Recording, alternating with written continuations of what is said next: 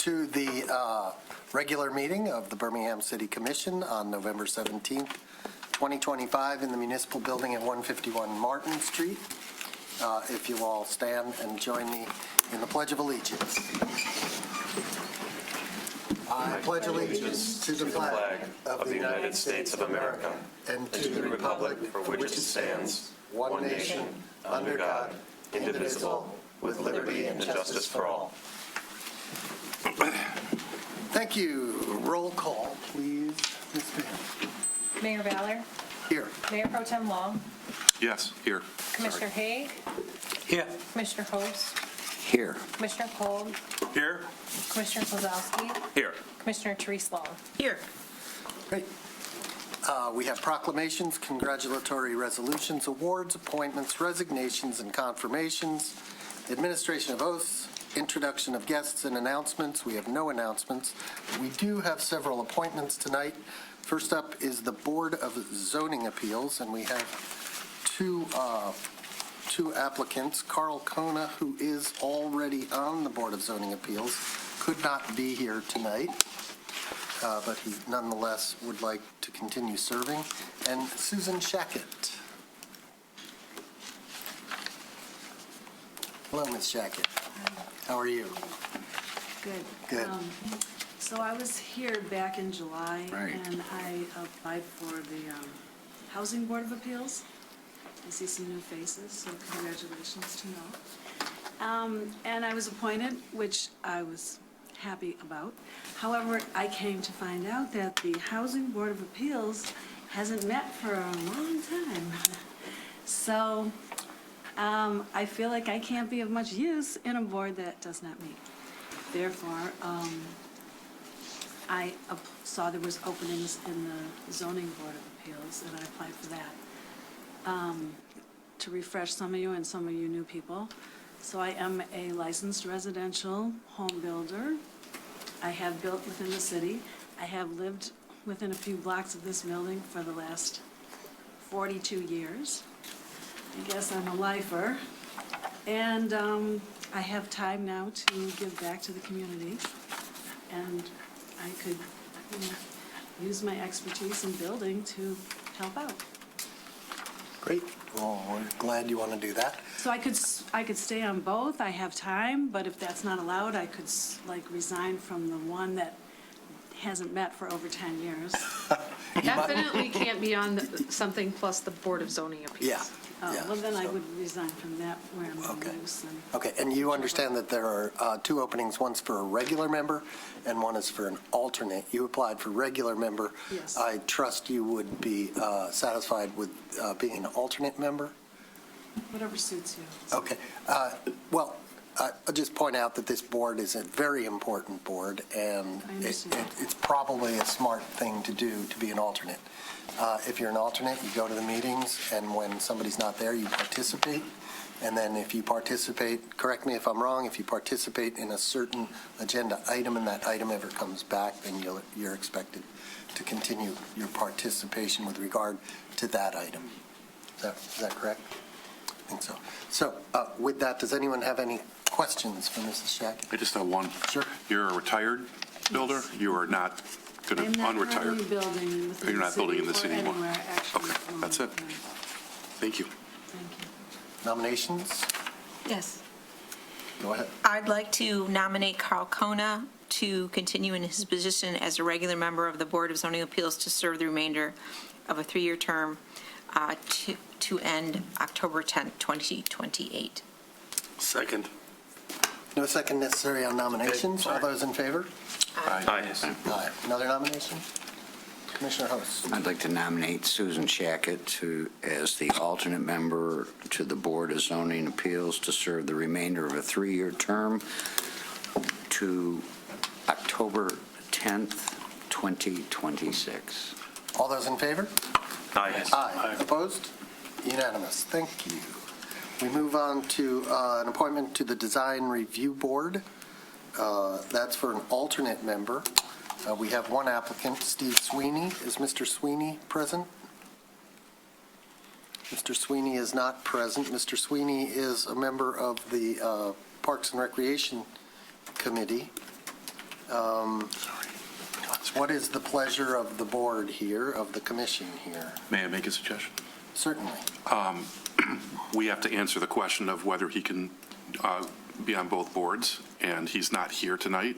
So why don't we get the answer to that, put it over, get the answer to that, and maybe he can, we can advise him and/or he can appear at the next meeting. So that would hopscotch one meeting. Would that interfere with the business of the design review board in any way? No, I don't believe so. And it would, the next meeting would be December 1st. Our meeting? No, Or the design review board? You weren't. This next city commission meeting is Oh, December 1st. would we make appointments at? On the December 1st meeting? Yeah, You could, yes. irregular basis. Okay, sure. Does everyone agree that that's appropriate? No. Okay, so we'll take no action on that. The next appointment is for the Board of Review.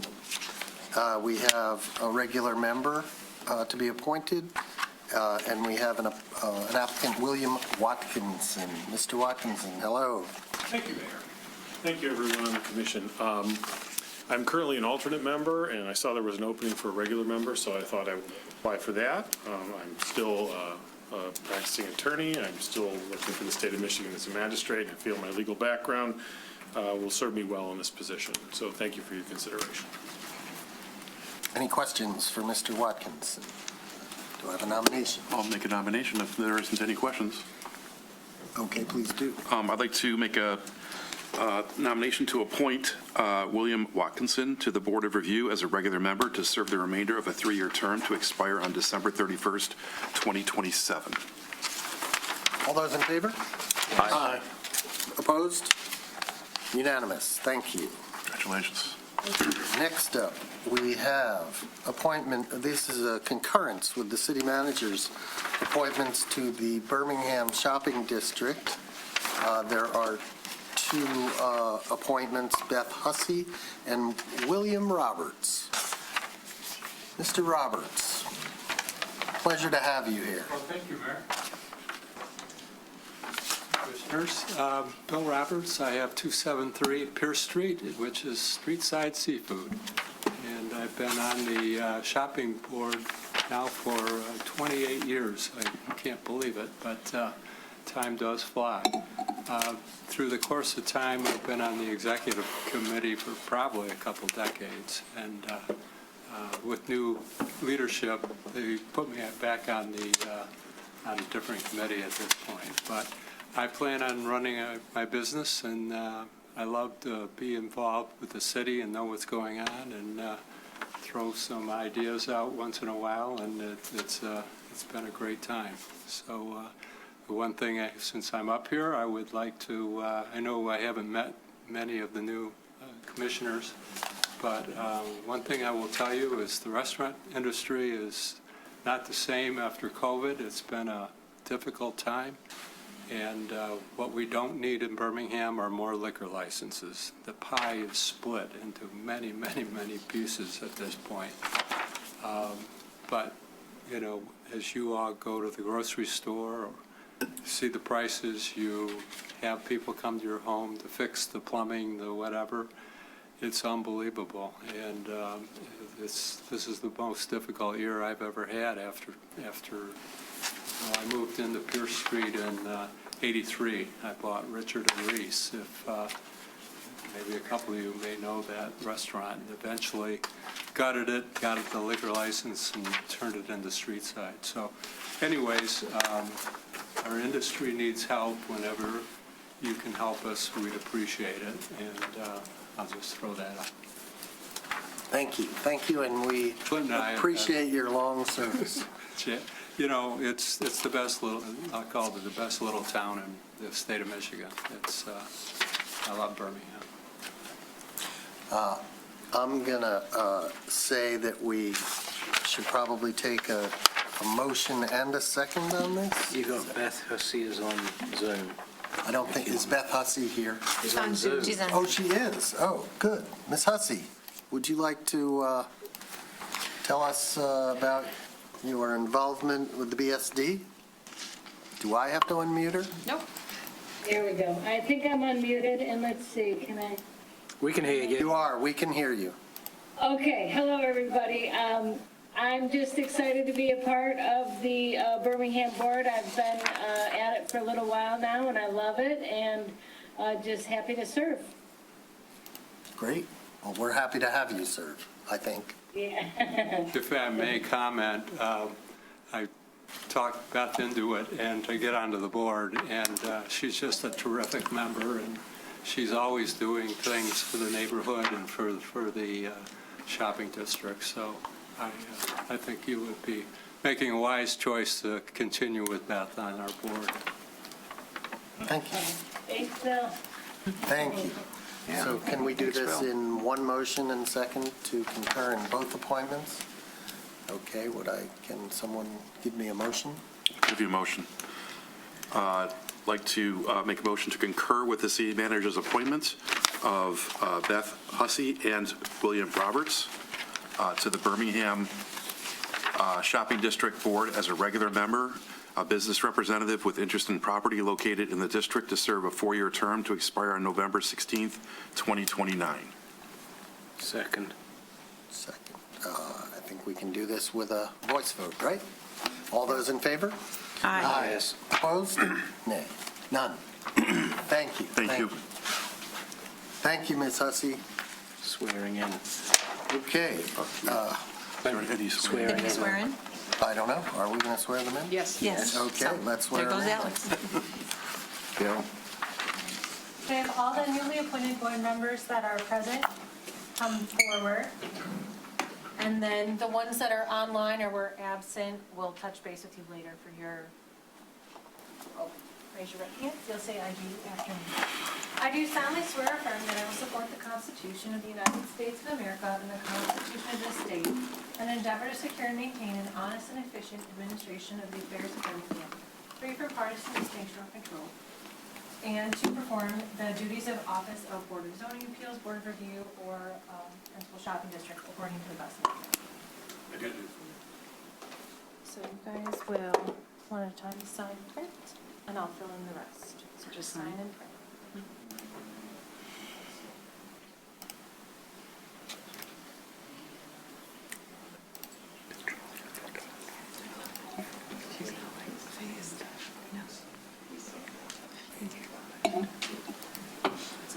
Yep. Sign and print. Yep, sign and print.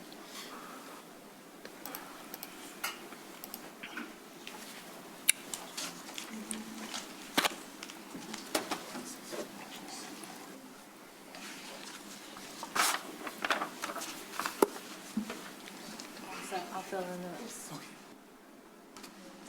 Sign and print.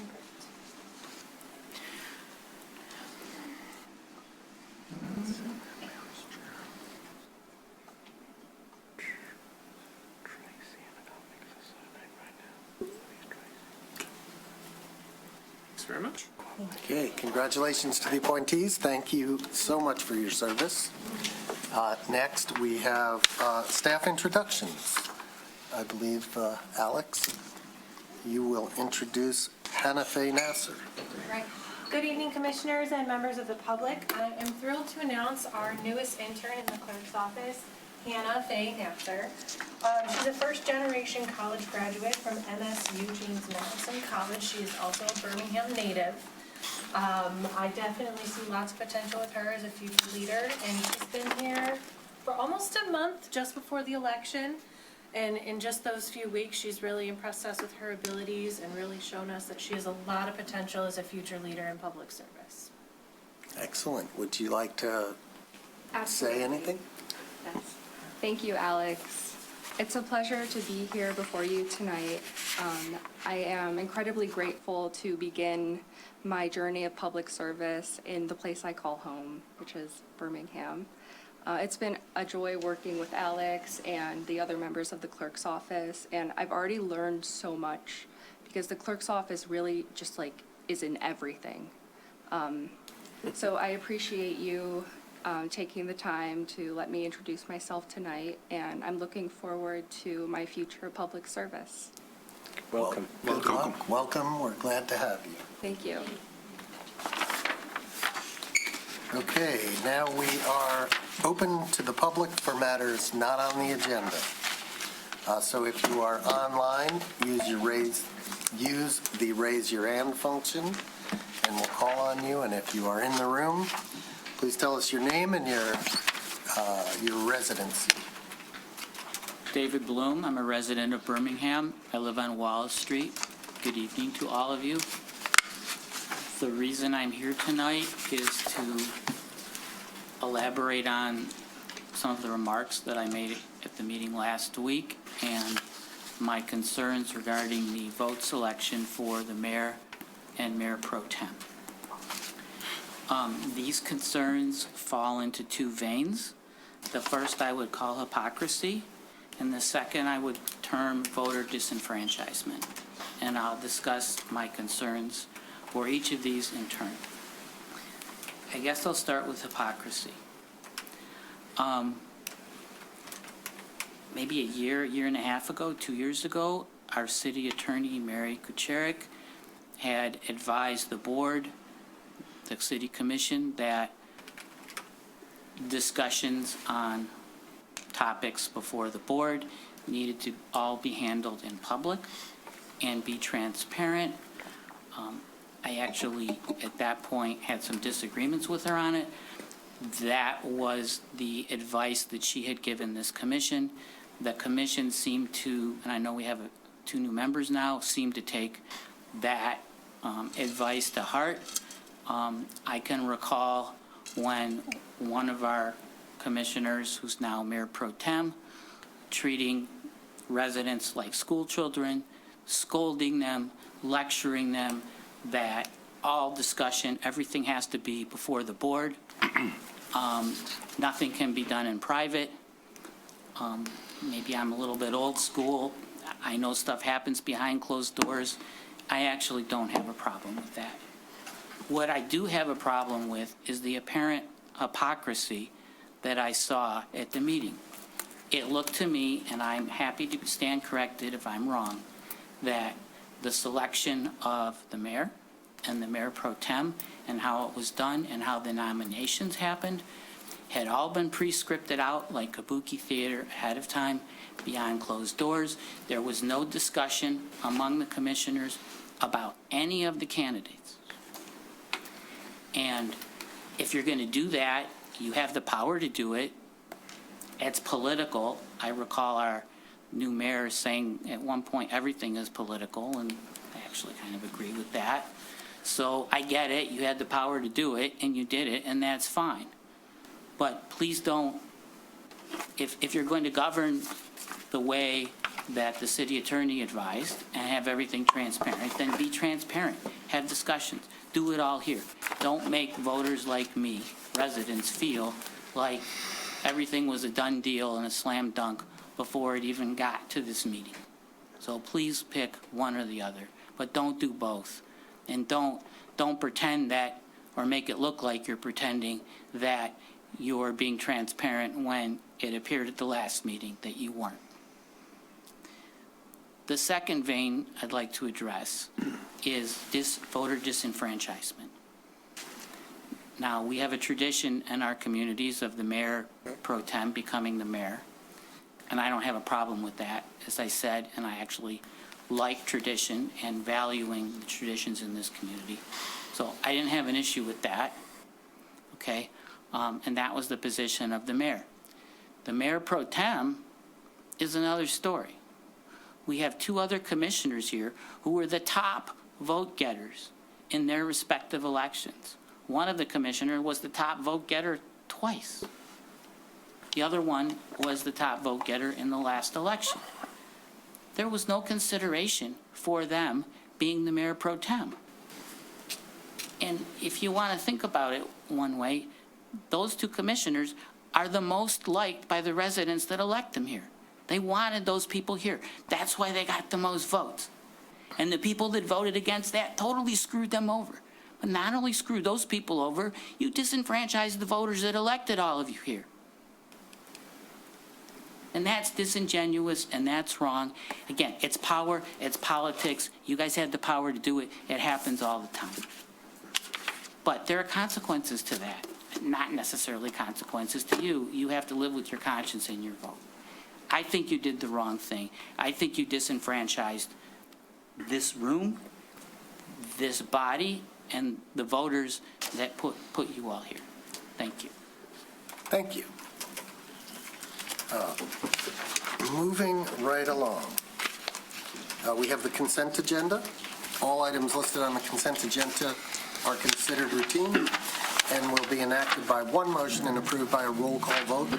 There will be no separate discussion of the items unless a commissioner or citizen so requests, in which event the item will be removed from the general order of business and considered under the last item of new business or sooner. Does anyone on the commission want to remove an item from the consent agenda?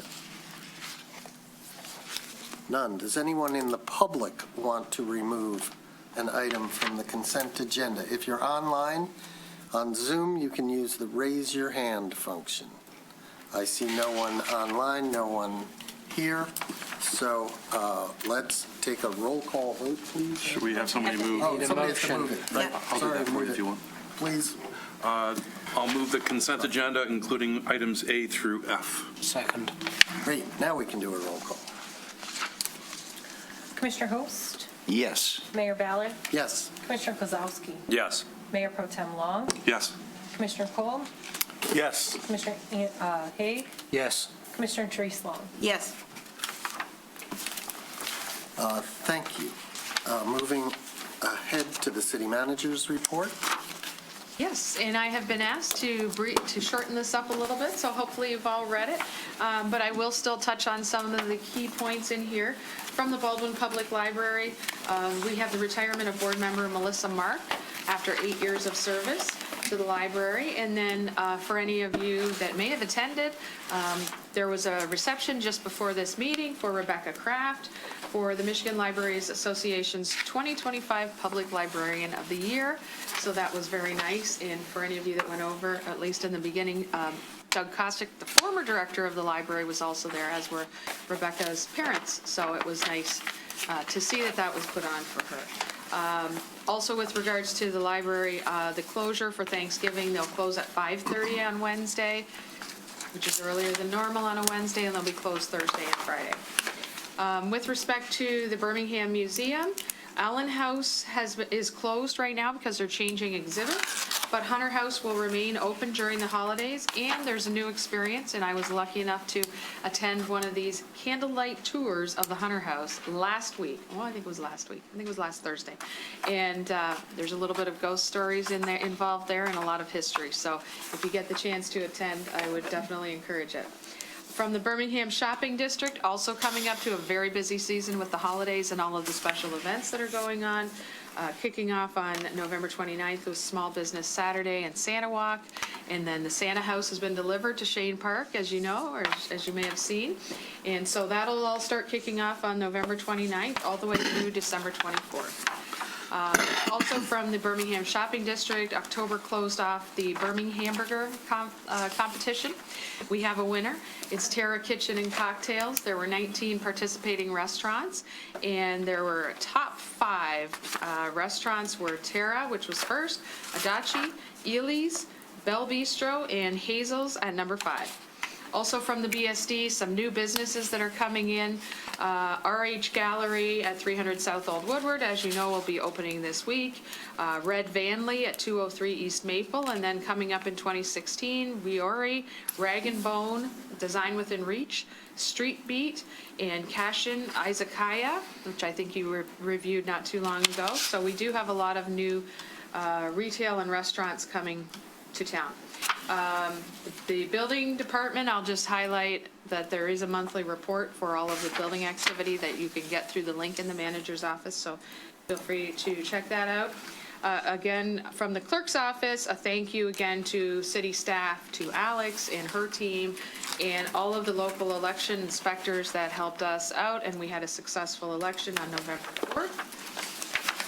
From the manager's office, just an update, we get calls about this all the time. The 2026 calendar is in the works, so it'll be coming out mid-December. Believe it or not, a lot of people call about this because they wonder where their calendar is. So That's coming out, and this edition features our patriotic logo, and the special then and now images to kind of show as we celebrate our history moving forward. Good news from the engineering department, I'll touch on, we were awarded a grant in the amount of $2.8 million from the 2025 Michigan Local Bridge Program. I shouldn't say it's a grant, but funding from that program for the Derby Road Bridge over the railroad tracks, so that will significantly reduce the amount that the city has to pay to do that work. From the fire department, an update, just to mention that this year, in addition to fighting fires and dealing with medical emergencies, car accidents, et cetera, they also have the Fire Prevention Bureau and the Community Risk Reduction Officer that go around and check out all of the businesses to make sure everybody's compliant with the fire code. They also go out and reach out to residents and help them with their fire alarms, carbon monoxide detectors and the like. So just want to highlight that of the 1,800 businesses in town, they've conducted 1,271 annual inspections to date this year. So they've gotten around to almost all of them, and they've engaged with 2,700 residents to assist them with fire prevention. From the Human Resources Department, I just want to point out 2 employees that are celebrating over 20 years with the city of Birmingham. Susan Dion from the library, who is at 20 years, she's a librarian, and Lawrence DiMaggio at DPS, he's our water meter guy in the water meter shop, and he is celebrating 24 years. So congratulations to them. From the planning department, the one thing I wanted to touch on was the Historic District Commission and Design Review Board. I've mentioned they're working on a historic district or historic preservation master plan. That'll be coming to you in the next month or two. And also, because this has been in the news and everybody's curious, they also did review the Hunter House that is moving to the Kentucky Fried Chicken location on Woodward, and they're doing facade improvements to that building. So they did review at least the facade improvements there. So that is moving ahead. An update from the police department. They wanted to let you know that they were successful in working with MDOT and the Road Commission for Oakland County to get several of the crosswalks along Woodward improved. A lot of the painting was fading out, and as you know, we do new line painting and striping and crosswalks twice a year, every spring and every fall. So while they go through looking at the condition of ours, they also noticed that those ones were in disrepair, and so they did get them to go out and do that repair work. So a lot of the crosswalks along Woodward have been improved that were in poor condition previously. From the parking department, again, there's a parking report that you can get through the manager's report if you want to see all the statistics on the usage of the parking structures. A couple of things, the Chester Garage Repair Project is coming along. There's still a little bit left to do, but not much. We're wrapping up the final parts. And then also you may see around town the safety stick program that we are now putting in place, and essentially it's literally a stick that monitors and takes pictures of license plates of cars that are parked in no parking zones. So for instance, at a yellow curb site or in the 15-minute parking areas. And what that does is it automatically mails a ticket if somebody is parked illegally or stays above their allotted length of time, they'll get a ticket in the mail. So the city continues to receive the citation revenue, but the parking system that we're using, they actually collect a fee for each of these. So it does help out. They were in a test program for a while. They were working well, so we have expanded it a little bit. And how's that for brief? It's pretty good. Any questions from the commission on the manager's report? Seeing none, we'll move along to unfinished business. There is none. We're going to move to new business. We have a public hearing for the 2026-27 Community Development Block Grant application. I'm going to open the public hearing at 7:59 p.m. at City Hall, Birmingham, 151 Martin Street, 48009. Staff report, please. Good evening, City Commission, and everyone here tonight. My name is Mary Chavez, and I'm the Finance Director. I would like to share a brief update on our CDBG funding. Each year, we receive an allocation of CDBG funds through Oakland County. This year, our planning allocation is a little over $34,000, and this is the same as last year. There is one change I have to point out, and that is the funding is not guaranteed, and that's because of the new guidelines directly from Oakland County. They made that change. And as a reminder, we can only allocate funding to 2 activities, and that's why you see the 2 activities for public services, yard services, and then to remove architectural barriers. And I'll pause there for any public comment. Okay. Is there anyone in the public, either in the room or online on Zoom, who would like to comment on this community development block grant application? No one in the room. I see no one online. Use the raise your hand function online if you'd like to speak. Seeing none, we'll close the public hearing at 8:01 p.m. And ask if the commission has any questions or comments on the application. Question? None? Sorry. Sorry, Mr. Mayor. Commissioner What Kozlowski. qualifies as yard services? Yard services, pickup, leaf pickup. Okay. Thank you. You're welcome. That was it. Okay. I would entertain a motion. I'd like to make the suggested action. I'll second. I think I'm going to on this. read it. You're going to read it? Yes. Okay. This is one of those. You paused, I apologize. Trying to move things forward.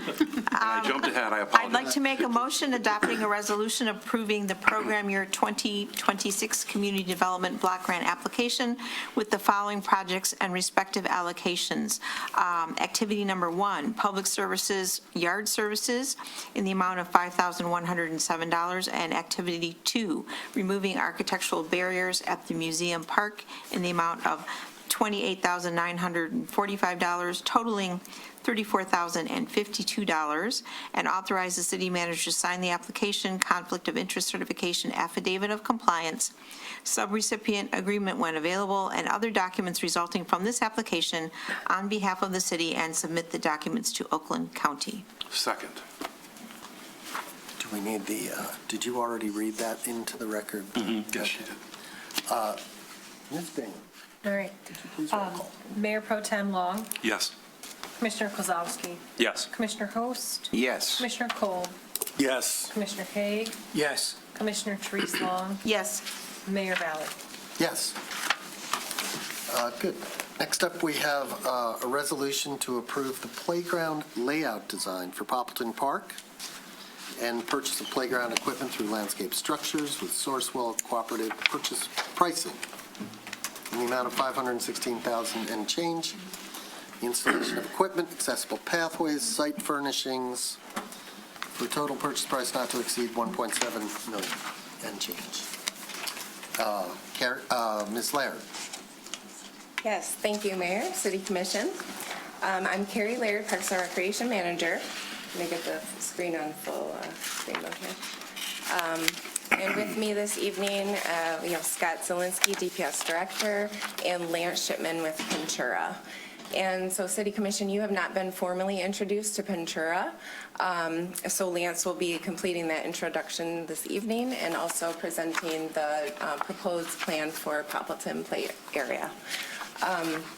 So I'm going to start with a little bit of background and some key points that was included in the agenda packet for this evening. So in April of 2025, the City Commission approved an agreement with Ventura for playground services. And so that includes the design of, the purchase of the equipment, and the installation and project oversight for playgrounds in the city as part of our citywide playground improvement project, which is a priority from the Parks and Recreation bond. So with that, Ventura offers and has the ability to create and has the expertise for inclusive play areas, which are recommended by our Parks and Recreation Master Plan. And the equipment that they offer is from Landscape Structures. They are available, that Landscape Structures equipment is available through Cooperative Purchasing Program, Sourcewell, and the city belongs to that, and also comes with very comprehensive warranties. The equipment is also located in our park system currently at Shane Park and Adams Park. And we've actually converted all of our swing belts to the landscape structure belt due to its durability and low maintenance requirements. Their installers are Michigan Recreation Construction, who completed the work at Adams Park in its entirety. So everything from the playground to the sidewalks to the shade structure, all of it was done by MRC. And so they're very, very capable, and they're also certified playground installers, which is important because not all playground installers are certified. And we wanted to make sure our playgrounds, were installed to the National Playground Safety Standards. Okay. They also, lastly, have teamed up with Dual Landscape Architecture to offer any design needs that they don't typically do a little bit outside of their normal scope. Things like parking designs and topographical surveys and things like that.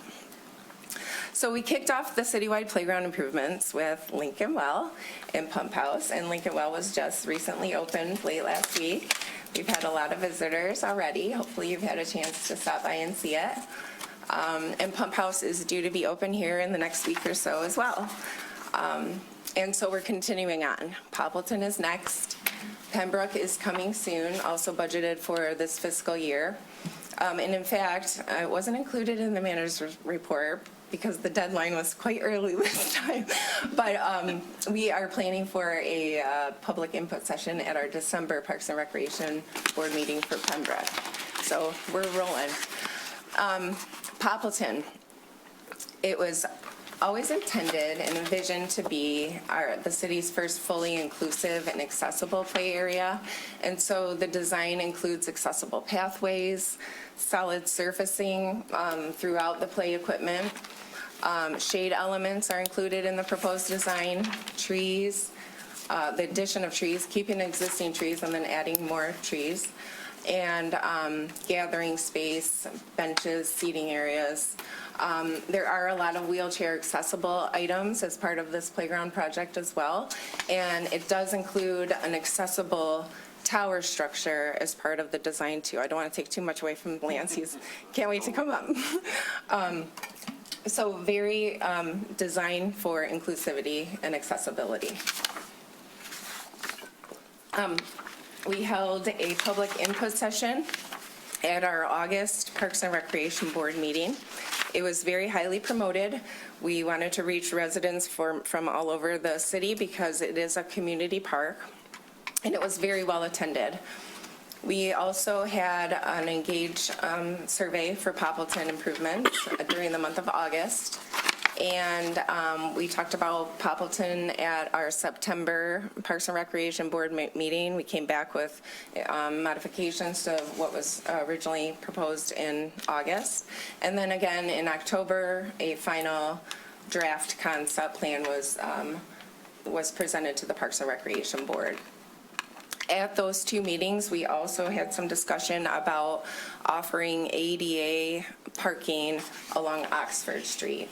And so after Lance presents, Scott is going to dive in a little bit more about what those discussions entailed, the different options that were presented, and what the Parks and Recreation Board recommended.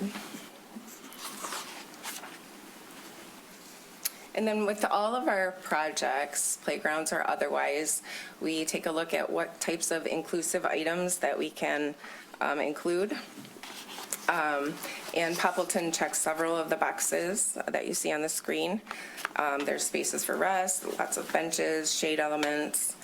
Landscape Structures offers a variety of equipment throughout our park system.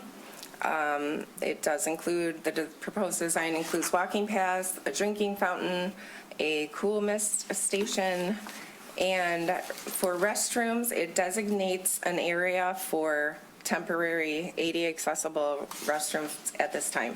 A permanent restroom facility was not part of this design. But it could be, the location that was selected could be converted at a later time to a more permanent restroom facility if we, as part of a future phase project for Poppleton. And we also consider sustainability items. So we're including recycling. The equipment from Landscape Structures is very sustainable. We're including trees, like I mentioned, native trees, and no rain gardens at this time, but again, could be a future phase of Poppleton improvements. Okay, like I mentioned, we had great attendance at our public input session, and we heard from residents and the community that accessibility is important. We had a member, or a representative, I should say, of the DAISY Project, a special needs nonprofit, attend our August meeting. And she was actually invited to the meeting by one of our Parks and Recreation Board members who has a wheelchair-bound child. She had really positive things to say about the proposed design. She thought that she was excited to see all the different features of the proposed plan. And she also said that, it's at a later date, she had a recommendation of potentially adding a changing area to the restroom facility should we go forward with a permanent facility for restrooms. We also heard from residents in the area with a wheelchair-bound 8-year-old daughter, Rose, who were so excited to see the proposed design, and in particular the solid safety material under the play area, because it really does promote wheelchair accessibility compared to the wood chips. She also was very excited to see the wheelchair accessible elements that were included as part of the design. We also heard from a neighborhood family who have a young man, a son, who is an autistic young man, and he utilizes the tall swings that are existing at Poppleton on a daily basis. And it really was amazing to see the amount of support from the neighbors about this young man and wanting to provide for the tallest possible swings. We have to have them. And who doesn't love tall swings, though? I mean, they're so much fun. The higher, the better. So this plan does incorporate the tallest possible swings in the design. We have to have a sandbox, and so you'll see that in the design. We need to provide equipment for all ages, so there is equipment for the 2 to 5-year-old age group and the 5 to 12-year-old group. Plenty of seating is very important. Plenty of shade, keep the existing trees. We must provide monkey bars, so you'll see an overhead ladder, that's the technical term, included in the plan. Spinners, and then also it was suggested that it might be a good idea to add some color to the shade elements that are in the design, so you can, meet your friends at the blue umbrella. So we've done that as well. There was, I'm going to take just a drink here. We had some concern, quite a bit of concern with the height of the structure because it is pretty significant. Like I mentioned, it is fully accessible all the way to its highest point, and it includes 2 20-foot slides from the tower. We also heard that, parents may not be able to see their children from ground level, and that it was just too big, really. We went, staff, myself included, took a trip out to Dearborn to visit a similar structure located at Lapeer Park. And we did confirm that you can see the top of the tower from ground level. We spoke with some of the parents that were there on site and asked about any concerns that they may have had, and they really didn't have any. They said that they could see them just fine, and they said that their kids loved it. And we tried it out, and it's a lot of fun. So we did hear more about other improvements to the park as well. People asked about, could there be something more done with the softball field? A lot of people wanted to see more walking paths throughout the entire park. A basketball court was mentioned. People wanted to see some fitness equipment. And those items, it was all really great feedback. Potentially at a future date, we could come back with more improvements to Poppleton Park. But at this time, we're, preparing for the priority projects from the Parks and Recreation Bond. So you won't see any of those items included in the design that you'll see this evening. And we currently have budgeted this fiscal year, Poppleton Park, for the amount of $1 million.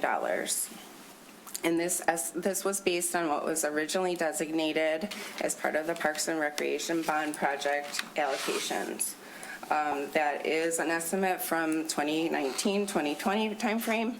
And the cost estimate for the design as proposed is just over $1.7 million. We do have a donation agreement with Birmingham Rotary Club in the amount of $50,000 in honor of their 100-year anniversary. And we do plan to proceed with another donation campaign similar to what we are doing for other park projects as well. With that, I'll hand it over to Lance. Thank you very much. Again, my name is Lance Shipman. A little bit about me, I'll keep it quick. I'm a landscape architect by trade, but I've been in the recreation industry for going on 30-plus years, and with Pentura since 2010. So basically kind of focused in onto the recreation side of the business. We are a Michigan-based company. We cover Michigan and Ohio. I myself cover Wayne, Oakland, Macomb County, and I live in South Lyon. So I am a local, I shouldn't say too local, but not too far resident, which helps out. So at any point in time, whether it's during construction, after construction, years from now, I'm reachable, approachable, and making sure that things are kept up and running and can be addressed. The primary folks involved in this project, as far as manufacturers, you will be seeing Landscape Structures playground equipment. They are based out of Delano, Minnesota. So everything is tried, tested, approved, all here in the States and manufactured in the States. It is the only employee-owned playground manufacturer. And I bring that up because that lends to the quality. So the guys and gals that are drilling holes and making welds actually own a piece of the company. They care about what they do. The example I love to give is my father was an engineer, and they had a plant, like a manufacturing facility, and they would do tours. And every time they'd come through, it'd be like, people are coming through. I just want to work. Why are these people coming through? I remember my first time at Landscape Structures, and it was the exact opposite. There, it's more of, come in, let me show you what I'm doing and why we're doing it. Because they do all what I call the little things that help the equipment last longer, perform better. There's things like bushings put in so that those can be replaceable instead of having to replace the entire part as it wears, because moving parts will wear. So that's designed into the product so that it can keep running. Just things like that just make the culture totally different. So I'm very happy to support them, and I can stand behind every product that they produce without question. We are also the Do More rep, which is existing in your city and continues to be used as your primary bench in both the city and the parks. And then we also represent a shelter company which is Polygon, which is based out of Holland, Michigan. And it's probably the premier known shelter company in the industry, one of the originals and still running strong. So the biggest part of that is, you'll see up there now is our warranty. We have the highest warranty in the industry, which again leads to the longevity of the equipment. Everything is covered by specific years, up to 100 years on some products.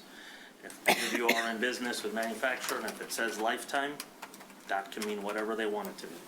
If it breaks, that could be the end of its lifetime. So that's why we specify it in years so that it's very defined and there's no gray area there. Moving on. We are involved in purchasing contracts. In this case, we're utilizing Sourcewell for the purchase of the equipment, which the city of Birmingham is involved with. It's a great opportunity to take advantage of that. You can get pencils to fire trucks. In this case, we're using it for the playground equipment, and the luxury is that it comes with a discount associated with that, because we had to bid to be on that contract and offer that discount as part of being on the contract. So that aids in the cost of the equipment specifically. We do have a lot of local experience, including here in Birmingham. It was already mentioned the several parks that we're involved with here, but all around metro parks, city parks, school parks, even preschools, lots of equipment that I'd be happy if somebody needs locations to go take a look at. But we are present around quite a few places, so happy to show you that. So Poppleton Park, this was fun for me to get involved with. I believe there's been talks about it for several years, so I've had this vision for a long time, just, and then finally the time came to start developing a project. And part of that is us. I'm very pleased that we were selected to be a playground provider to the city. So this is the third project in that phase.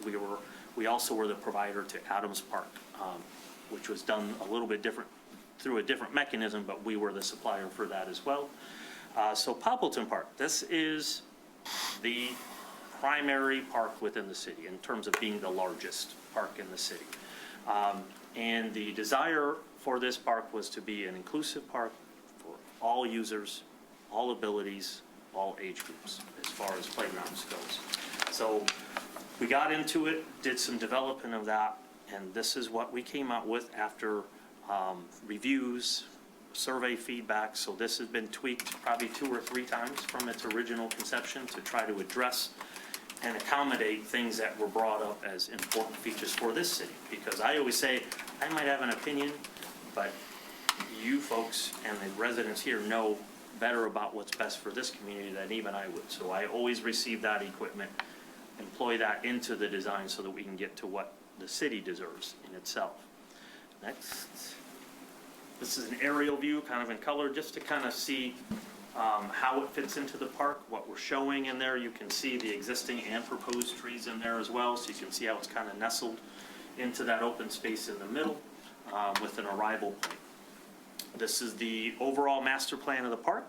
So you can see the sidewalk system basically circulating the area, primary central area for the playground.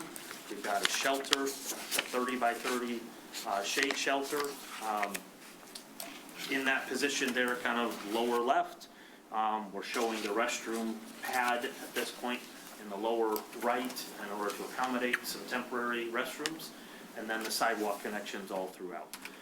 We've also included a circular pattern just for gathering space. It would be lawn, but you could run festivals there or put up tents, do whatever could be done at any given time.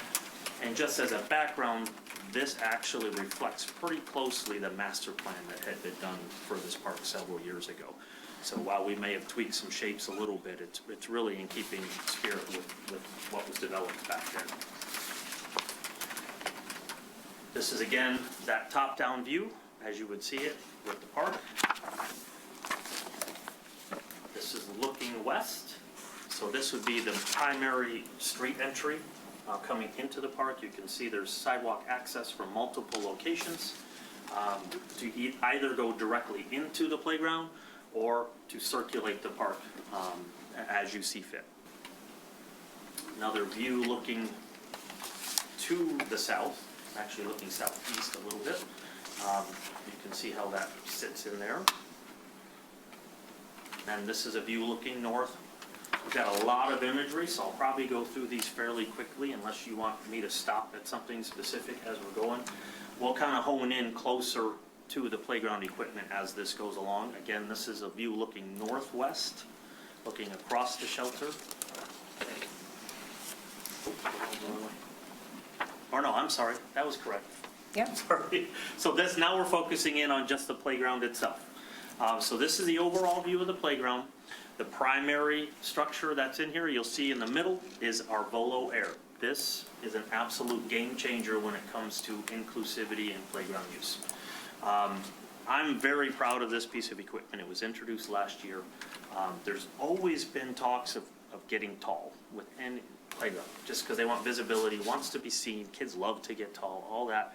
And there's always been the challenge of, with inclusivity, how do we manage that unless it's got miles of ramps?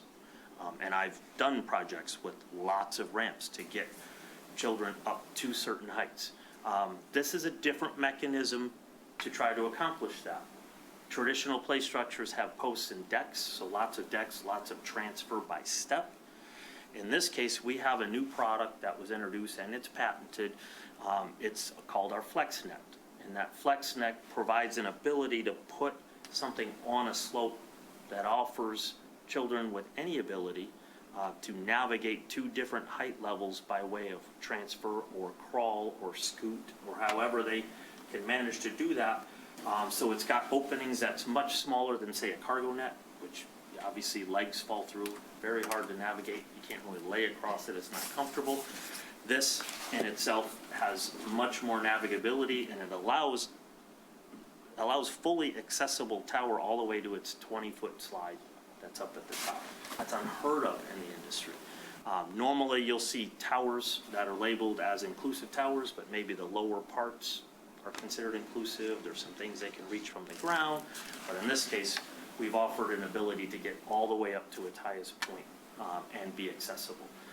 In addition to that, we have wheelchair accessible merry-go-round, so those that can't get out of their wheelchairs can take part in that along with others and their parents or caregivers. We have a wheelchair accessible swing.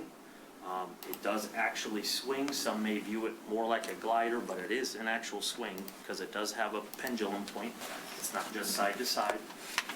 So we do have some specific wheelchair accessible elements for those that unfortunately can't get out of the wheelchair, in addition to the ground level elements that they would be able to reach as well. So there's lots of interactive play here. Everything's all mixed together. We have our new Flex swing in there, which is using that netting material in a swing form. So it'll support body support, laying back. Really cool experience. I swung on it and it's amazing. I love it. We've got shade. We've got sensory walls. So specific items that were mentioned earlier. We do have a 10-foot swing in here, which is taller than the standard, which is 8 foot. I believe the one that's existing out there may be a 12, and those are kind of going by the wayside for several reasons. And most manufacturers aren't even making them anymore. The ones that I even looked up quickly to see what I could find are more mail order type. So a lot of those, you start to have to question the codes and, where is it coming from? Does it meet the US ASTM codes for playground safety? And then you also have to get larger in your footprint for the safety zone, and you have to get deeper in the safety zone because now you're trying to attenuate a 12-foot fall as opposed to a 10 or an 8-foot fall. And there's lots of difficulty in getting to a 12-foot fall and surfacing. That kind of starts to stretch the maximum.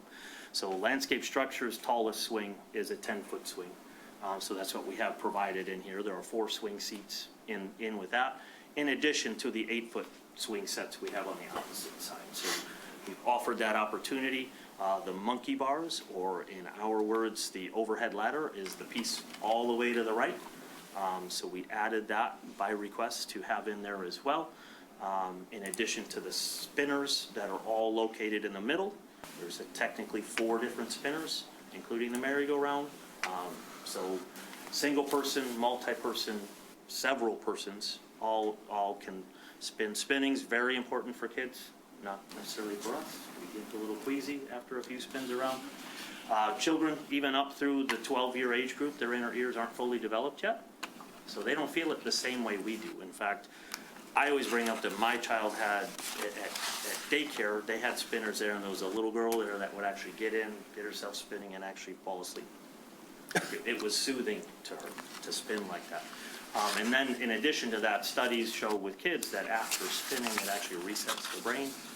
They can better receive information, so really, especially on school playgrounds, spinning is actually super important because they come back into the classroom and can receive information more freely than they did before. Kind of a cool little side effect of that we don't necessarily feel as adults, but kids do. We can probably go to the next one to start showing this is just a colored version to help sort of pick out without all the extra lines and wording on there. That's a closer in version. So this would be approaching from the east, so just to show that we have the sidewalk approach, what this might look like. Part of what we also do a little bit is you don't always want everything in your face. Sometimes it's great to have a little mystery, a little intrigue to draw people into the park. Let's go see what that, I can see that there's something in there, let's go see what that is in there, and they follow the sidewalks in there to do that. So we try to create a little bit of that. This is that tower in there. On the left, you can see the WeGo swing a little bit. In the middle is the tower. So this is, again, that approach from the east. As you're getting closer, it starts to emerge. Now you can see the sandbox, which is the first thing from this particular entry that you would run into. There's a shade over that sandbox and a digger in that sandbox that's wheelchair accessible. And then you see the tower in there. Tower as we're going around, so that's a little bit different view. You can see how it's still kind of nestled into the trees. This is the opposite side coming in. So in this area, you'll see another shade here with accessible picnic tables and a couple benches. So we do have resting points for folks, either watching kids there, or if the kids want to, they could have a little snack at the table. And all be around there, in addition to the benches that are around the playground as well. This is an angle showing the shelter. In this case, we're showing a two-tier standard 30 by 30 shelter. So it's kind of the first step up from just a standard single-tier hip. This adds a little bit of character. It could certainly go well above that with lots of ornamentation and that. But in reality is that's not always warranted unless it's specifically requested to have additional ornamentation on there.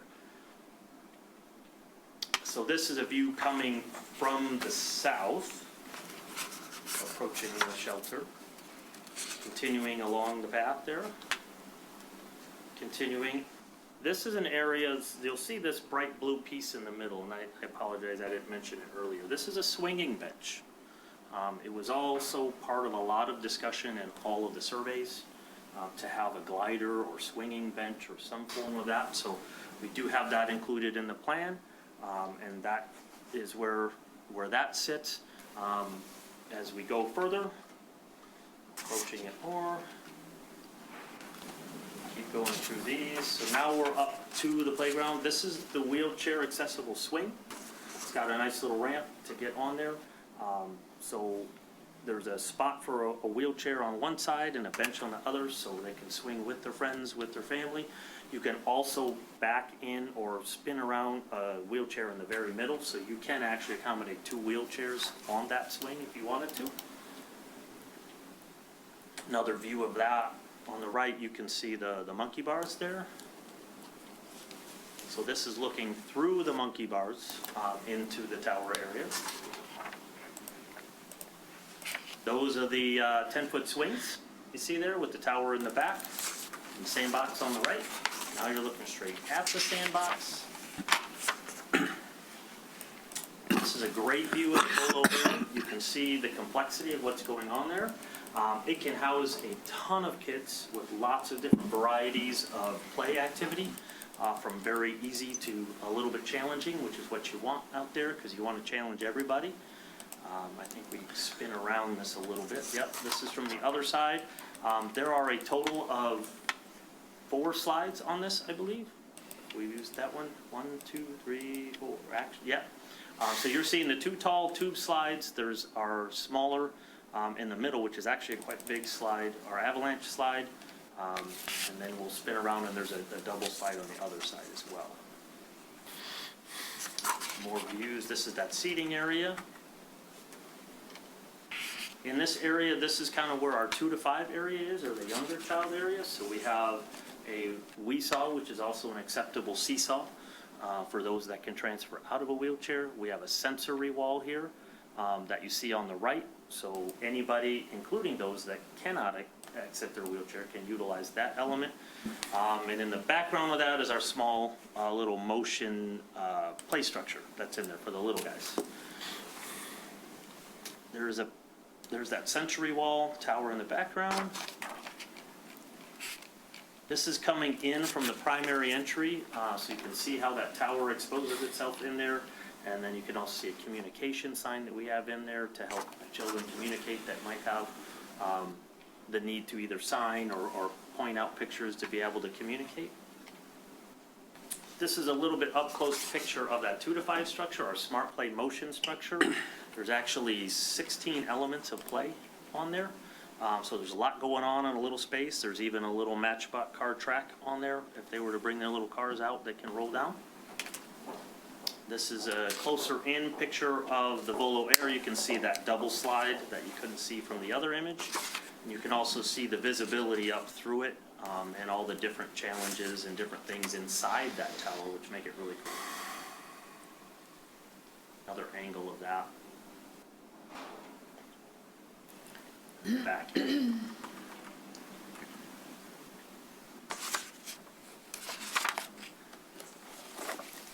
So I know that was a lot, lots of imagery, but we wanted to go through and show the complexity of what's going on there. I'm more than happy to answer any questions you might have as to any part of this, whether it's the play equipment or the park layout and design itself, or anything you might want to know. Thank you.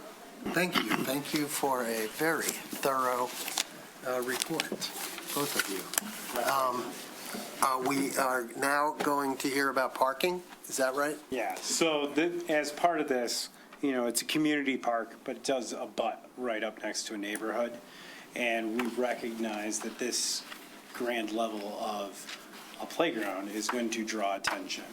And because of that, we wanted to look at opportunities to improve parking in this area. It was always part of our plan on this for this year's budget to ensure that we had money to try to address this. So we looked at, and what we presented in the package here was like the most to the least that we could be doing in this area. The least obviously being that we wouldn't do any additional parking, but that could add complications when you have people who you would still need to add access points for ADA accessibility. We would still be doing work with the sidewalk to ensure everything's right, and we would likely still have to evaluate the existing roadway to make sure that the cross slope meets the acceptable standards for ADA. So we would likely still be spending money in some way tearing this up to ensure, even at just keeping it the road width, that we'd have to make improvements in this area. We haven't officially done surveys and stuff because we kind of wanted to get a feel for where the commission wanted to go with this. With talking with the Parks Board and talking to the representatives for multimodal from the city staff, there was both agreed that getting some parking that wasn't directly in the street is the safest, best option to address the needs of the park, with a focus being what the Parks Board pushed for was a focus on just making sure the ADA people were being taken care of. So initially, we looked at, there was approximately 9 spaces, I believe, if you go parallel, for ensuring that there's ADA accessible spaces, and that it was 12 to 15? 12, if you did angled. But the problem with angled is the picture's in here? No. Yeah. So this is the basic limits we would have of where the new sidewalk would be for parallel, and then we would then all of a sudden be getting into our trees with angled spaces to set the new sidewalk. And the way we were looking at this was the sidewalk would be a carriage walk immediately along the edge of the curb. So that's why everybody from the Parks Board to city staff agreed, if we're trying to create space off the roadway to help keep the road a little more two-way traffic ease accessible and put a little less impact on the residents in the area, that the parallel parking spots made the most sense because impacts the park the least amount while providing that safe space. So the existing roadway here is approximately 24 feet, curb face to curb face.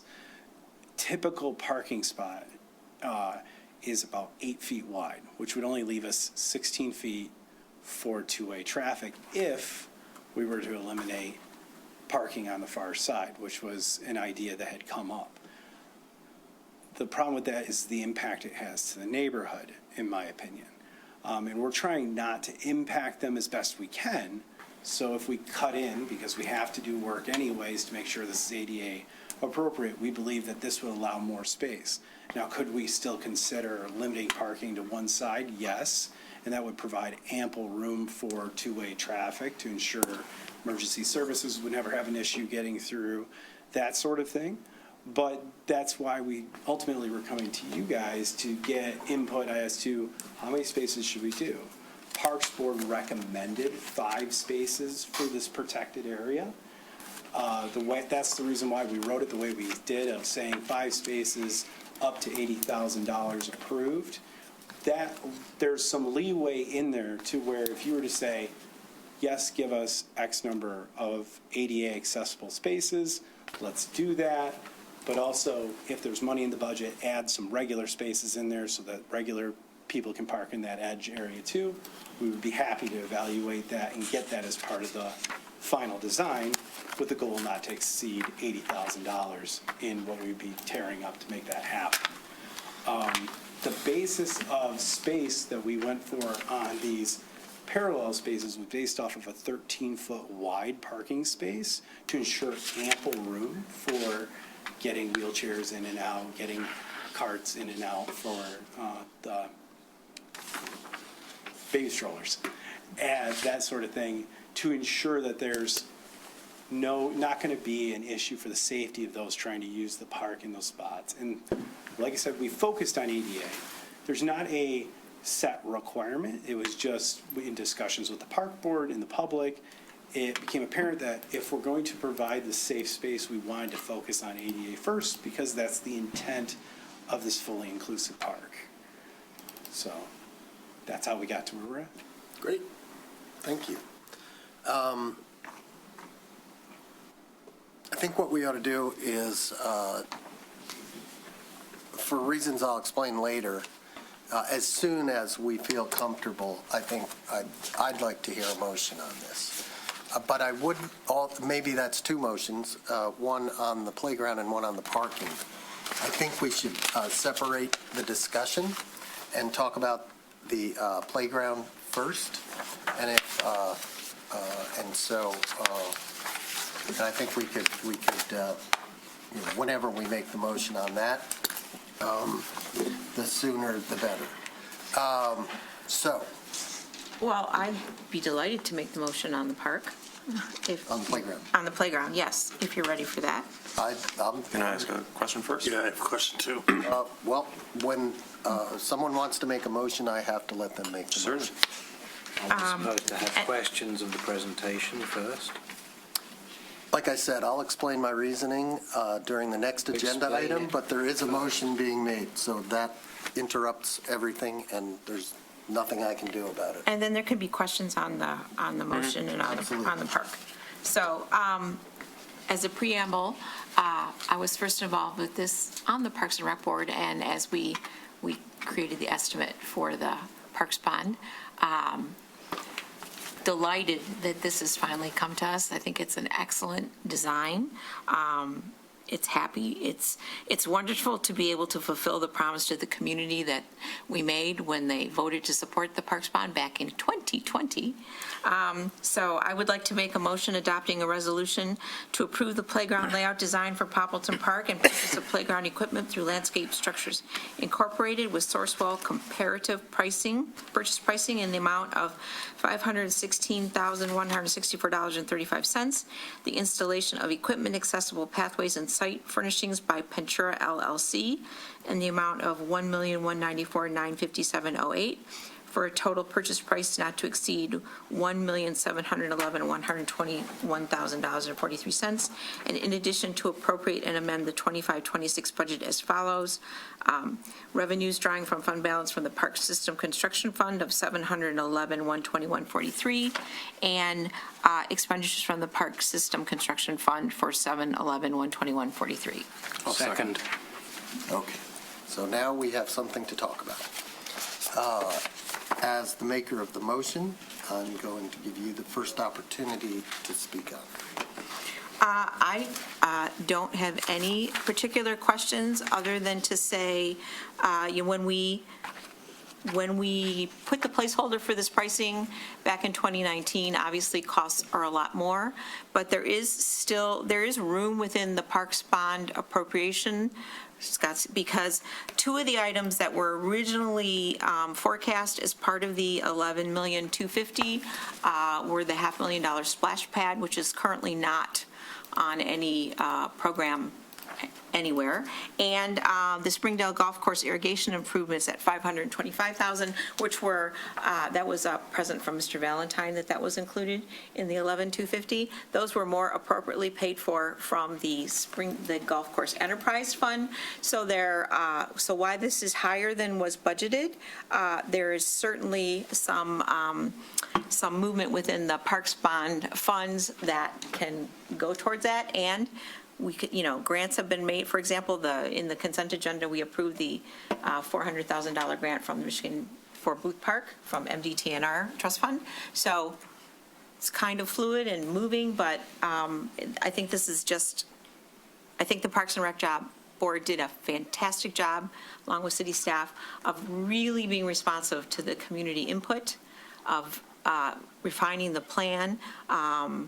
I watched all the meetings, and except for the people who want things that are not part of the Parks Bond, the adult fitness basketball court, which can be future items, I thought that you guys just did a great job of getting everybody towards consensus and really positive feelings at the end of the last meeting. The neighborhood is happy, and I'm just delighted. So. And your intense interest in this, you watched those meetings, correct? Yes. Okay. All of them. Excellent. Like I said, I sat on the Parks and Rec Board for 14 years before I got to the commission. Commissioner Kozlowski, you had... Yeah, I do. First off, I want to echo Commissioner Long's thanks for everyone involved in this process, on the Parks Board and the Parks Department. As she said, you really did a wonderful job accommodating lots of incoming requests for lots of different features and things.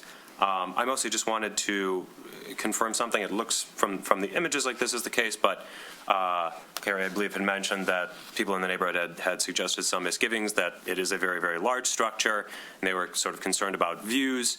I believe it had been brought up in a Parks meeting that between the existing and the new trees, most residents their view of the structure will be obscured. Is that an accurate statement? That is our belief, correct. Okay. And then I apologize, but are we discussing the parking now, or we're going to do that as a separate motion? Yes. All right. That was my main comment on the playground. Thank you. Commissioner Haig. And I want to say something I meant to say earlier. I should have said, please address questions and comments to the chair. Observations. We agreed a few months ago to have a community survey to understand what the community wants. To me, this is a really good example of giving the community what the community wanted to have and providing it in just an extremely beneficial, I'm trying to think of the best word here, beneficial form. So I'm very happy to see that. The other thing, another observation really is, in the previous commission, there were 3 of us that had small children. Now there are only 2 of us. So between Commissioner Kozlowski and myself, we have to be the ones that advocate for those that aren't old enough to advocate for themselves. Commissioner Schaefer was very adamant about that. It was her business as well, so it's our job to do that. So I'm glad that you're as enthusiastic. Plus, I know you live around the corner, so your kids are going to use this one. So it's very pleasing to see that, and we'll see how this develops with other parks in the future and what gets presented. A lesson for all of us from the last time we had a discussion about playscapes and play structures was that we all had opinions on them. We had lots of opinions about what it should look like. And rightly so, we were actually somewhat reprimanded that our opinions weren't so important as what the people that asked for what they got in other parks wanted to have. So you wanted to have something inclusive. We've got it. I'm impressed, honestly. That central structure is, I might crawl up in it. My kids will. But as far as the size of it, well, there are trees that are bigger than that in the park already. It's as simple as that. It's 20-something feet high. Well, that's an immature tree. We've probably got 80-foot trees in that park. So I don't think that's going to be a problem. Also, anything to do with the colors of it, that was one of the things we were reprimanded. We were thinking about more subdued colors in a previous park structure. Nope, have at it. Make it what appeals to kids, quite frankly. If that's what everybody asked for, give it to them. Very happy. That's why I tried to be the second for this.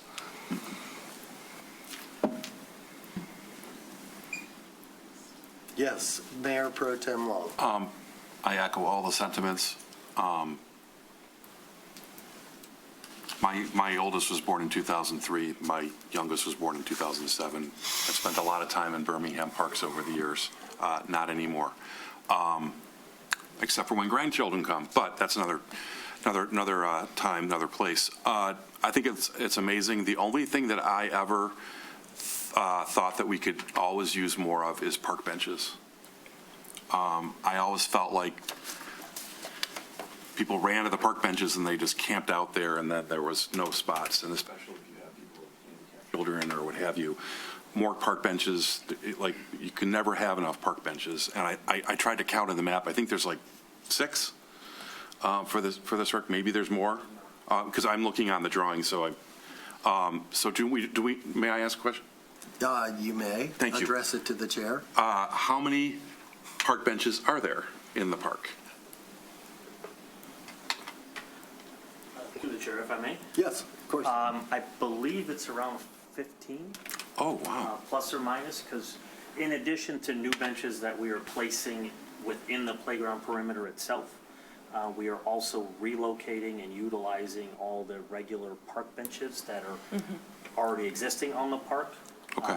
Or can be put into the park. So there'll be quite a few bench locations, including that swinging bench and a couple picnic tables in there, in addition to picnic tables that already exist in the park that will be sort of placed around in the grass areas. Okay. May I ask, are there opportunities, as there always have been, for donations of park benches and that are dedicated to people? Absolutely. Are we making that known, well known? We are, and we will continue to do so, even more so. Excellent. Thank you. Great job. Mr. Host. I want to thank Carrie and Lance and Scott for going with such a wonderful survey. My question, Mr. Mayor, is did the survey change the plans to accommodate the wishes of the neighbors? I think you're referring to the survey. We haven't done this. We have a survey, and then we have the survey Engage through Birmingham for Poppleton? Right. Are you referring to the one for Poppleton? Yes. Then yes, it definitely impacted the design with the swings and The overhead ladder. Yep, the overhead ladder. The extra spinner, moving the sandbox. Yep. Sandbox, yeah. Okay. There's And- multiple items. Okay, that's, I hope Pembroke goes as well. And I appreciate Commissioner Haig mentioning when the survey came to us a couple of months ago, how there were real opinions about the colors, and we should go with the neighborhood's colors. And since it was an overriding choice on their part, it was not smart of us to be giving our own preferences. Thank you. Any comments from the public? If you're online and you'd like to make a comment on Zoom, use the raise your hand function. And in the room, we have someone? I'm the only one. You're the only one. Patty Blair, 485 Ribbon Oak. It all looks fabulous. I have a couple of questions, if I can ask questions still. You may. Okay. You've answered my question about the height. I'm still hearing from neighbors that the 3 stories, 26 feet 7 inches is high. It's a big structure. Can you tell me about what happens once the top of the slides end? Is there a way for kids at the very top of the slide to get out of that and get to the very top? Because that's another, 5 feet up there? I'm kind of asking on behalf of some of my neighbors that are asking. Sure, yeah, through the chair. You know what I mean? Like you climb up to the very top, you're a climber, Internally, yep. and you're at the top of the slide, yeehaw. Can I get out of that top and go up to the visibility perforations that are at the top? You cannot get outside. So climbing up to the top happens internally in Okay. the structure. Okay. Once you're up in that upper level, that Okay. is the specific reason why those are tube slides or tunnel slides. Okay. Is you can only enter them from the inside. There's no exterior access. It's not like an open slide where you can go out of the slide hood and stand up. Yeah. Or anything like that. So it's fully enclosed. Okay. We're required to fully enclose once we get above a certain height in any play structure. That's just for safety reasons, so that people don't get on the outside of it. Okay. And what you may not have also noticed is we even have blocks on the tube slides, because there will be kids that'll try to walk up, but there are Right. blocks to try to prevent them from going past a certain height on the outside. So- Okay. Okay, And thank it you. fully complies with the safety codes for playgrounds. Great. I was reading also about the product, about the Volo Air, and there's a option when it's actually ordered to choose, I said it earlier, high visibility perforations. You talked at the meeting in September about it was an option to sort, I'm not going to say decorate them, but some of them could look like leaves, or it could be, if this were a system in Florida, you might have fish on there or something. Is there any plan to do that yet and make it as transparent as possible? If I may? Yeah, please. Currently, it's the standard perforation that's on there, which is Okay. the most recommended. Okay. I'm not aware, actually, because this is a fairly new product introduced last year. As far as, so the 2 options that she's referring to is there is an option to customize the perforations to actually create either letters or a scene Kind of of a some theme. type. It is additional cost to do that, but it was an option that was available. And then the high-vis perforation it's a slightly larger open on the perforation. There are some that may think that introduces potential other issues, but that is an option available, again, for an additional cost, because it's not the standard. The ones that is in Dearborn, the structure that is there has the standard on it, so that would be an option for somebody to take a look at it. Maybe something just to think about. So did we consider any of that stuff? In Dearborn, they had They had a lettering. name on it, right? They had a name, and quite frankly, I think that It made actually- it less visible. Yeah, when you put the letters in, it does obscure some parts, because instead of it being uniformly open, it varies in order to create those letters. So it can create some spots that are a little less visible than others. With it being uniformly perforated, then it's the same all the way around. Got it. Okay. Then my last thing I wanted to ask about was the potential of a permanent restroom at some point, and that is Area J by the parking. And I'm assuming that at some point, that's going to involve the city someday with water lines and sewer lines. And it's my personal opinion that it's not located in a very good spot, even if it's a temporary one for now. It's right at the base of residential homes. There's 3 houses along here with driveways, and that location, almost at the corner of Kennesaw and Oxford, is right outside somebody's family room windows. And I'd like to see, if I have a chance for an opinion eventually, that the restrooms are located further back into the actual play area. I think realistically, if you have kids and parents, wheelchairs, accessibility, walkers, whatever, that need to use the restrooms, they're going to be going a little bit of a distance from the play area to get to the restroom anyway. So at some point with the mister, right, there's a mister, a water line's going to have to be put in for that along with the drinking fountain, that possibly that restroom location, temporary and eventually permanent, would be located more in the area of the play structure, not obviously right on top of it, but in the back, perhaps a little more away from the main road of Oxford. I think putting it on top of Oxford is going to create more traffic with city employees, all of us going to use the John in the park. It's just a thing. I think it's a little bit close to Oxford, and if it's temporary, eventually, I mean, they've got to put water in, eventually. So that's my thinking. You That's all. raise a very good question, a question that I had. Could you explain, first of all, what do you mean by temporary? We have temporary in many of our parks, but they're removed in the winter, right? So are we basically talking about a porta potty like the rest of them? Did you anticipate any screening? Yep. And how did you arrive at the location as opposed to any other location? Yeah, so as regards to screening, that's part of the reason why it's a little more costly to have it there to begin with. But the purpose of the location is that a lot of times it's coming or leaving the park is when they need to use the facility. And that's why we put it closer to the street to make it a little easier to use for the, ADA accessibility. That was the main part. If I could just add too, it's very difficult to have it serviced if it's set too back into the park, and we don't want to have trucks that are coming to clean it, go through all the wonderful equipment and crunching up our sidewalks. And will it be serviced at the same rate or as other, or more frequently? How are we doing in general on the, do we get complaints about the odors emanating from any of these? So in general, service rate is dependent on usage. There's a minimum of once a week, but there are locations where we get higher usage that require multiple cleanings a week. So it depends on usage. Okay. It could be. And how do you gauge usage? Is there a gauge? I mean, it's a little bit of actual looking in. Our Porta-John company that we use does report to us if they seem like it's excessively dirty. They'll let us know so that we can make the judgment call on adding an extra cleaning in.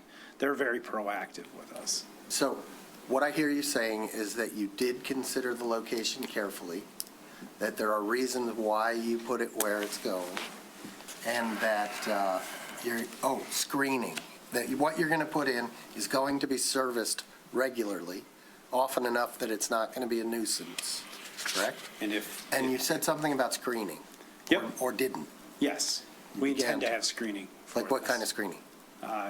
At this time, I think it was wood fence was really what we were leaning towards. Okay. Commissioner Haig. Wait, I'm sorry. That's it. We good? Okay, yep, thank you. Thank you very much. Thanks very much. Anyone else? Commissioner Haig. Isn't the location also sometimes driven by police ability to monitor? And so that would require it to be somewhat closer to the road? It can make it much easier, that is correct. You don't want to obscure it too much, or else they can't see it when they're driving by on patrol. That's what I thought, thank you. Although we try to make in the case of Booth Park, we're trying to make it an attractive building, so what you do see isn't, Speaking of police, are you putting cameras? That's not part of this project. And my final question, more for Lance. Is any of this equipment the kind of stuff that teenagers tend to abuse or show up late at night, when they shouldn't be there? I assume we're going to have hours Yeah, it'd fall under our normal park hours. Okay, and was there consideration of that by your committees? And do you anticipate any issues? I want you to say, no, this is going to be great. Kids aren't going to be smoking pot there at night. Well, you can see through the tower, so that's helpful. At Booth Park, you can't see through the tower, and we often get graffiti. So I think the selection of materials in this tower-like structure helps, to deter that from happening. Can't guarantee anything, of course, but it is visible. If you shine a light in there at night from the street, you'll be able to see if there's activity. But Booth Park does have, there are cameras at Booth Park, no? There are some, yes. The police have some that they put in. Yeah, I think it's 2. And no interest on their part in putting them here, or it's sort of a wait and see thing? It's 2 separate packages, if that makes sense. Okay. Like the police's camera system as it exists currently is part of what has existed currently at Booth. This, we don't have any power directly tied to this project or anything like that. It would be more part of like a master planning in the future for those future items that we've discussed would be great things to add to the park as a whole. Okay. If there's no further questions or comments, we have a motion, a second. Public comment, last chance, online. Ms. Bingham, roll call, please. Mayor Pro Tem Anthony Law, Yes. Commissioner Kozowski, Yes. Commissioner Host, Yes. Commissioner Kolb, Yes. Commissioner Haig, Yes. Commissioner Treeslong, Enthusiastic, yes. Mayor Ballard. Yes. Okay, great. Thank you, congratulations. Thank you. We're excited to see it. Now, park. Moving right along. Parking. Parking. Parking. We've got to talk about parking. I'm open to having a motion. I'll make a motion, if I may. Sure. Can we not discuss things a little bit before going to motions? No, we're going to go to a motion, and then we'll discuss it. I'd like to make a motion adopting a resolution to approve the design and installation of 5 parallel ADA parking spaces, option D, along Oxford Street as recommended by the Parks and Recreation Board. Funding is available in the Parks, other contractual services account number 101.0-751-000.811.0000 for a not to exceed amount of $80,000. Second. Now we can discuss it. You made the motion, so you can speak to it if I you don't like. have anything at this time. Okay. Thank you. Yes. I think that it's important for those who did not watch the meeting, just to state that, the Parks and Rec Board believed in the importance of providing protected parking that allowed people who need to use ADA spaces with, who have handicap placards to have the space to safely get kids in and out of cars, unload wheelchairs, not just using street parking. So that's why the spots are inset. It's obvious that the parallel spaces are a much better option for the park than the angled spaces because they're much less destructive and they don't require the removal of trees. And that the Parks Board was concerned about providing just these 5 dedicated spaces, and 5 was the number they came up with as opposed to 9 because they thought it was less intrusive and that they'd be clustered more towards the center of the park rather than near the intersections on either end, and near, as Scott said, and near the cutouts that they're going to have. So if you get out on the street with the wheelchair, you'll have a ramp access, a cut into the carriage sidewalk.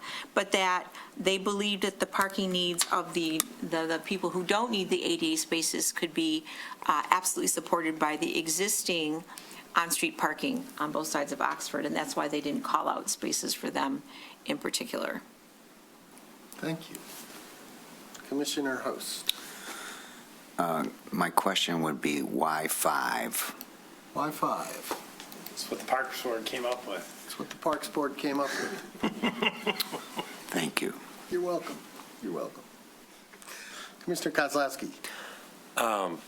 Directing my questions to you. So I had a couple questions. The first one was a sort of a follow-up on Commissioner Host, but I think Mr. Zelinski already kind of addressed it. So I had thought, well, maybe instead of cutting the curb and stuff, we would just say, well, let's just prohibit parking on the east side of Oxford, and then we can stripe ADA parking spots on the west side, and we can stripe 5, and if it turns out we needed more than 5, well, we can stripe some more. And if it turns out we needed less than 5, well, we can reduce it, right? It would be more flexible, but it sounds like perhaps there's going to be construction costs associated with it is not so simple as you just paint some ADA spots. Is that an accurate assessment of what you're saying? If I may. Please. Yes, to clarify, I had discussions with Melissa Cota about what would happen if we were even to consider just painting on the road edge. And that was the first thing that she pointed out is, well, we'd have to get surveys to verify each of these individual spaces meet ADA requirements, which includes a 2% cross slope requirement that can't be exceeded. So I can't say with confidence one way or another if we would have to tear up sections of it, but historically when we've added ADA spaces to areas, we've had to make adjustments to the road in order to make them compliant. So it's an assumption that every time we would do that, we would need it here. Additionally, she has major concerns with the fact that we'd only have 16 feet, give or take, if we kept it at an 8-foot space, which again is very tight to accommodate as an ADA space. It's not that it's not against any rules or regulations, it's just an acknowledgement that that's a very tight space for them to be working out of. Okay. And then, so my only concern, and I'm going to turn this into sort of a two-parter question, my only concern with cutting in is that it sort of has this side effect of widening the street, right? We have more pavement sort of encourages people to feel comfortable driving faster, and we don't want people feeling comfortable driving faster near our new playground. And I see in the diagram striping at the intersection of Mohegan and Oxford. I don't believe those intersections are striped right now. Would we be able to, is that part of the plan when we do this project to stripe that intersection? Would it be possible to even add some signage, some pedestrian crossing signs, slow children at play, something to really accentuate the fact that we are anticipating a lot of children crossing the street here on their way to our new playground?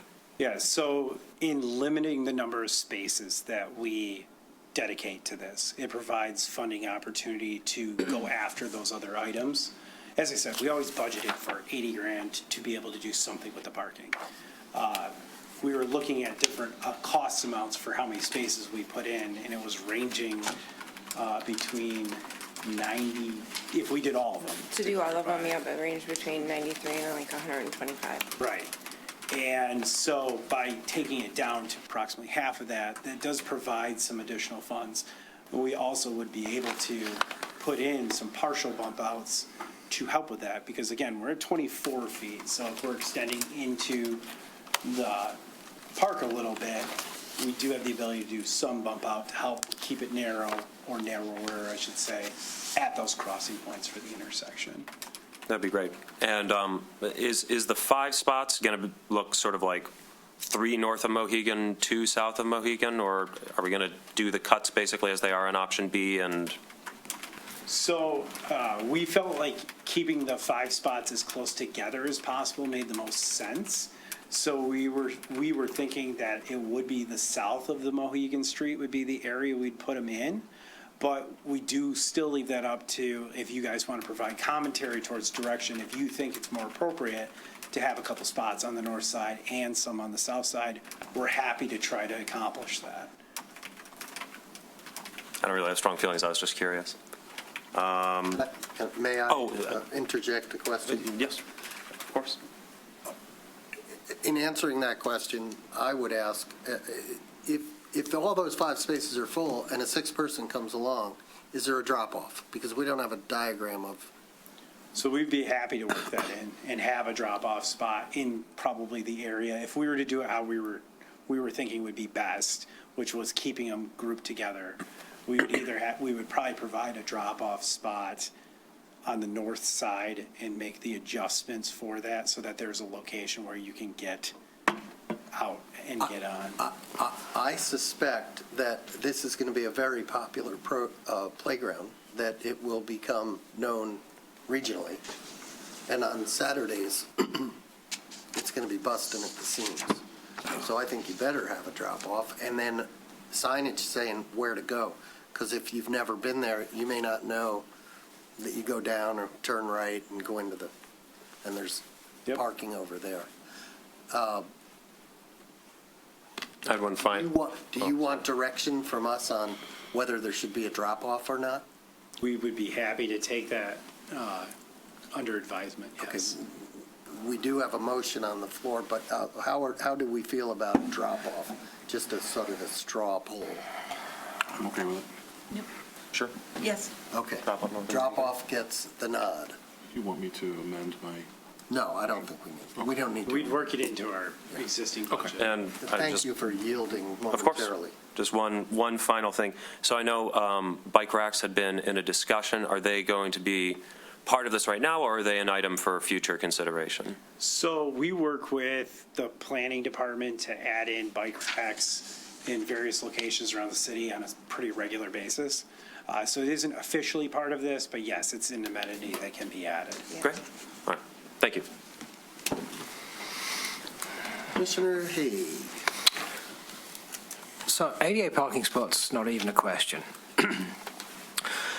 But observations I've got. So you said this street is 24 feet wide, which I remember from the Wimbledon discussion because we were talking about the width there, and I noted that this and one or two other streets are 24 feet.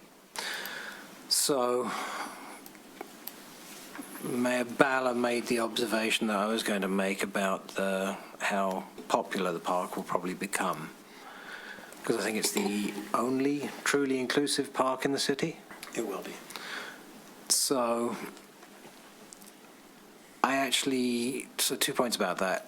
I think this actually really tells us why the multimodal board needs to hurry up and get reinstated. But second of all, that's actually to me why I don't think the 5 is the right answer. I actually prefer the angled parking, which is a little bit weird for me to say take away green space. But this park is 17.1 acres, I think, is what I read in there, something like that. Mm-hmm. So taking away an additional 8 feet over I don't know, a couple of hundred, not even a couple of hundred feet length, isn't even a 1% surface area change. So I actually am much more in favor of the angled parking, because the other thing that strikes me is when we do those cutouts for ADA, quasi-B, then exactly to the point of the parking would restrict the width, because then you get 8-foot drive lanes. 8 feet is the width of a standard full-size pickup truck these days. So it will get tight. It'll be exceptionally tight on garbage day if there's anybody in the street. So that's why I think the angled parking spaces is really where we need to go, because other than that, I hope Commissioner Kozlowski's neighborhood enjoys being clogged with cars blocking all of the east-west streets, because that's what's going to happen. And then driving through them will be even worse, because those aren't even 24-foot wide streets. They're less than that. So that's my concern with the view as shown, and I'm actually advocating for spending more money and taking away a little bit of green space, which is not typical for me, by looking at C and thinking C is actually the better answer to accommodate mandatory ADA. There's no way around it. Mandatory ADAs, a drop-off, and the ability to have more parking spots directly close to it, because very few people are going to want to actually, it's a Birmingham thing, very people want to actually walk any distance from where they park their car to get to their destination. We found that in downtown with a lot of the complaints about parking. I mean, you're familiar with this. I think we're going to get the same thing here. So Mohegan is going to get incredibly busy with parked cars. So I actually don't agree with the motion for the quantity. I agree with the motion for ADA. That's not a debate for me. But I think we actually need to go with version C, based off what I think will happen from observations from more than one of us. Anyone who has not spoken to want to speak? Okay. Commissioner Long. Just to clarify, Chair, from Mr. Zelinski, that the 12 spaces that are envisioned in the angle parking, those are all ADA spaces.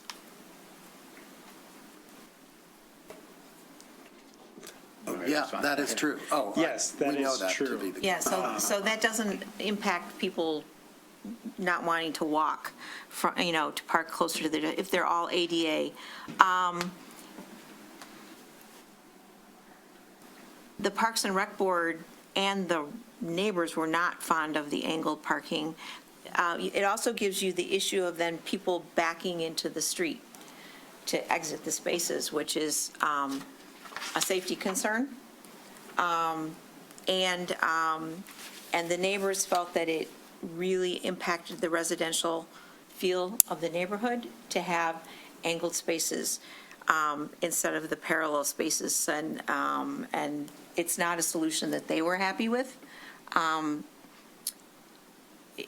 If you, my suggestion would be that if you strongly feel that 12 is a better number than 5, then we could revisit the motion and increase the number from 5 back maybe 8 plus a drop-off, but that's only a 4-space difference, but there was no support really for the angled parking at all. I hear you.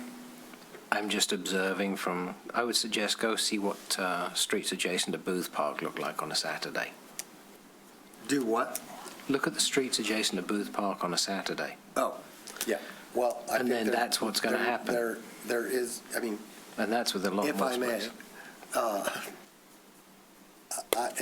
I would be concerned about accommodating the cars and getting as many of the overflow cars into the parking lot as we can, as opposed to having them park on Mohegan, Kennesaw, Riven Oak.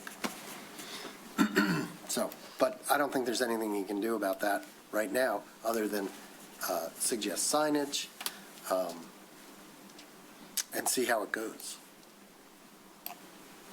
So, further comments before we go One to comment, the vote? I just pulled up the actual parking lot for the park, and there is 14 parking spots plus a handicap spot. So maybe it's 13, that's hard to see, but it's between 13 and 15 parking spots, with one being handicapped. So there's a fair amount of parking there, other than when they're doing a baseball game, and then that's a different story, but there is quite a bit of parking. And then to get there, there are no pathways anticipated from the parking lot to the, other than going out to the street and walking down, right? I believe there's a sidewalk for most of that can be accessed. Oh, yes, I'm pretty sure there is. Maybe on the other side, right? Over It's here? down here. Oh. Yeah. Wait. It's right there. Okay. Yeah, there's a sidewalk that starts right here. There's an odd sidewalk that sort of It ends. goes to nowhere, ends, yeah. There's a house that is on the corner of Riven Oak and Oxford on the northwest corner, which is apparently. Right. So the sidewalk ends there. I don't know if, You might want to look at having that sidewalk go to the parking, but, although Okay. my view, having had kids, is they get out of the car in the parking spot and And they'll they make a run beeline across. to the thing. It's the closest, Right. fastest part across the grass. right. Okay, further comment from the commission? Okay, motion, second, and roll call? Mayor Ballard, Yes? Mayor Pro Tem Long, Yes. Commissioner Kozowski, Yes. Commissioner Host, Yes. Commissioner Kolb, Yes. Commissioner Haig, Yes. Commissioner Therese Long. Yes. Okay, excellent. Thank you so much. Now we move to item C, a motion adopting an ordinance amendment, Chapter 2, Administrative Article 2, City Commission time and location of meetings.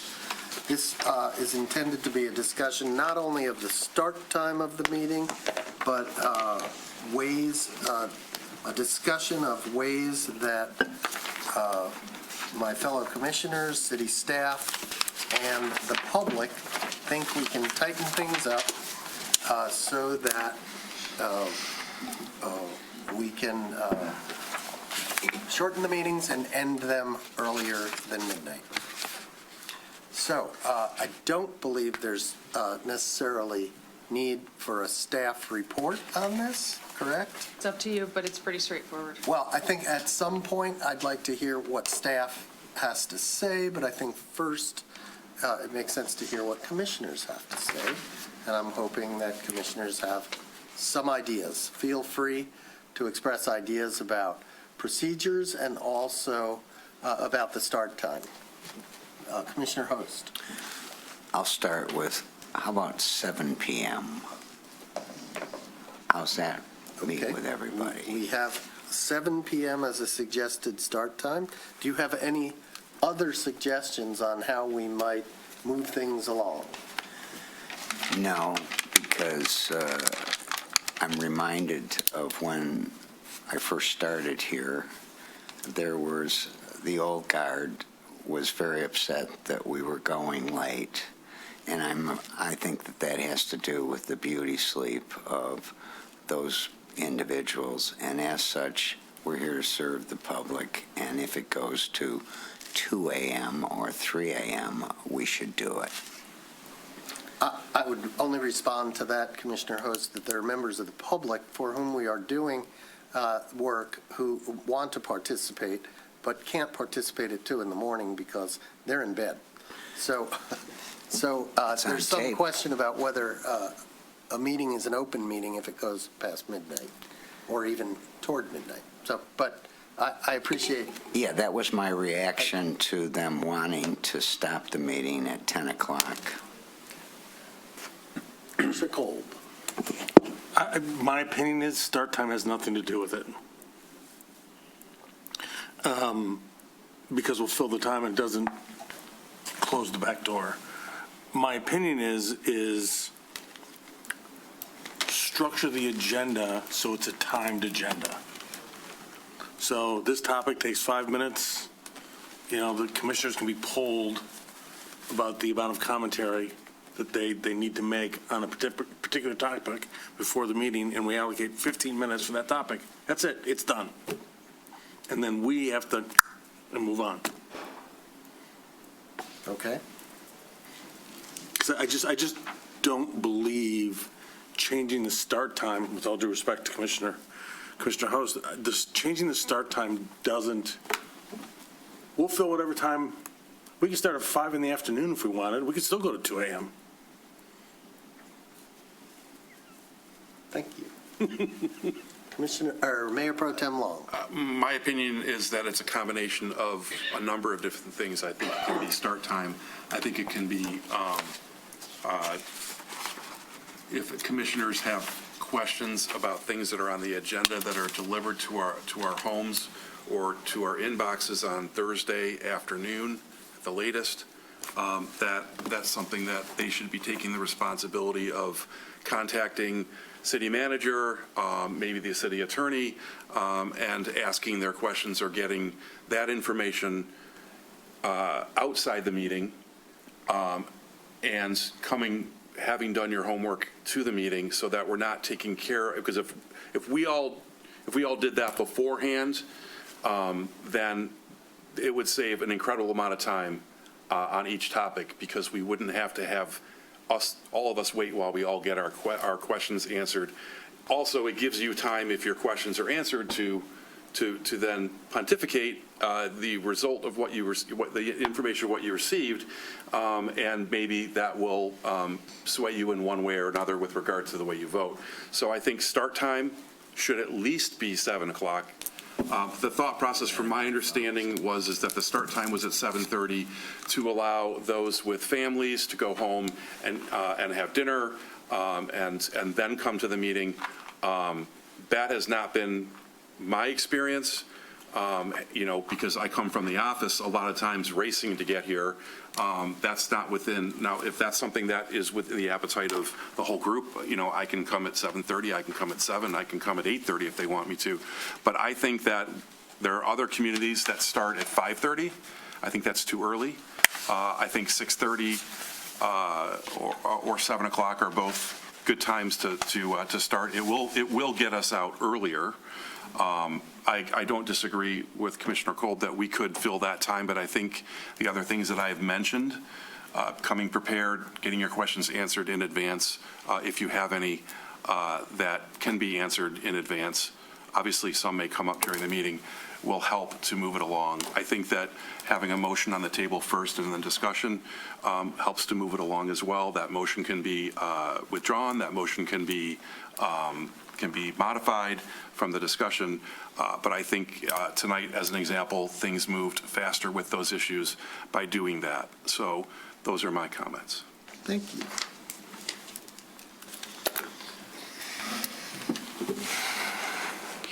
Is your hand up? Yep. Oh, Commissioner Hay. So 4 of us sitting here have full-time jobs that require us to do our day job. May I ask which 4 are those? Okay. I like to think I have You said you were retired. I'm semi-retired. I own a company. Doesn't matter. And You said you were I'm mayor retired. of So 4 of us have full-time jobs. And that was the sticking point the last time you brought this up as well. That there were those of us that also had full-time jobs and being able to get here at the appropriate time, just as Mayor Pro Tem pointed out. That hasn't changed. Now, I also asked the city manager about staff, because that was missing in your question originally. Now, you did ask it subsequently, but I asked her about that as well. And I got a lot of empathy for them because it is an extension of the day. The one difference, though, is they're not changing locations. We all have to change locations. So there is a little bit of a difference there that makes it harder, in effect, for staff because they're sort of sitting waiting, whereas we have transit time. Like he said, he's rushed more than once. We've seen you rush in at 7:29 or a couple of minutes after because of just office commitments. Commissioner Schaefer had the same issue quite a few times that she was coming in at the last minute. It happens to many of us because of day job commitments. So I've got a lot of sympathy for the staff position of it drags it out for them. It's not fun. I get it. But we are also struggling with our commitments because this is effectively a voluntary job. The day job pays for the voluntary job. So I can buy a half hour. So what Commissioner Host suggested, I can buy into that. But I think anything earlier than that, we're going to actually end up with absences, and that just drives what do we do when we go to workshops? Because workshops, they're going to start earlier as well. You're probably going to have absences in workshops because people have day jobs. And we can't always leave them. So I see an issue. I'm actually with Commissioner Kolb that we will fill the time. Because it takes however long it takes, even if we do homework, even if we do ask questions. Okay, I'm going to interrupt right now in a way that's going to move things along.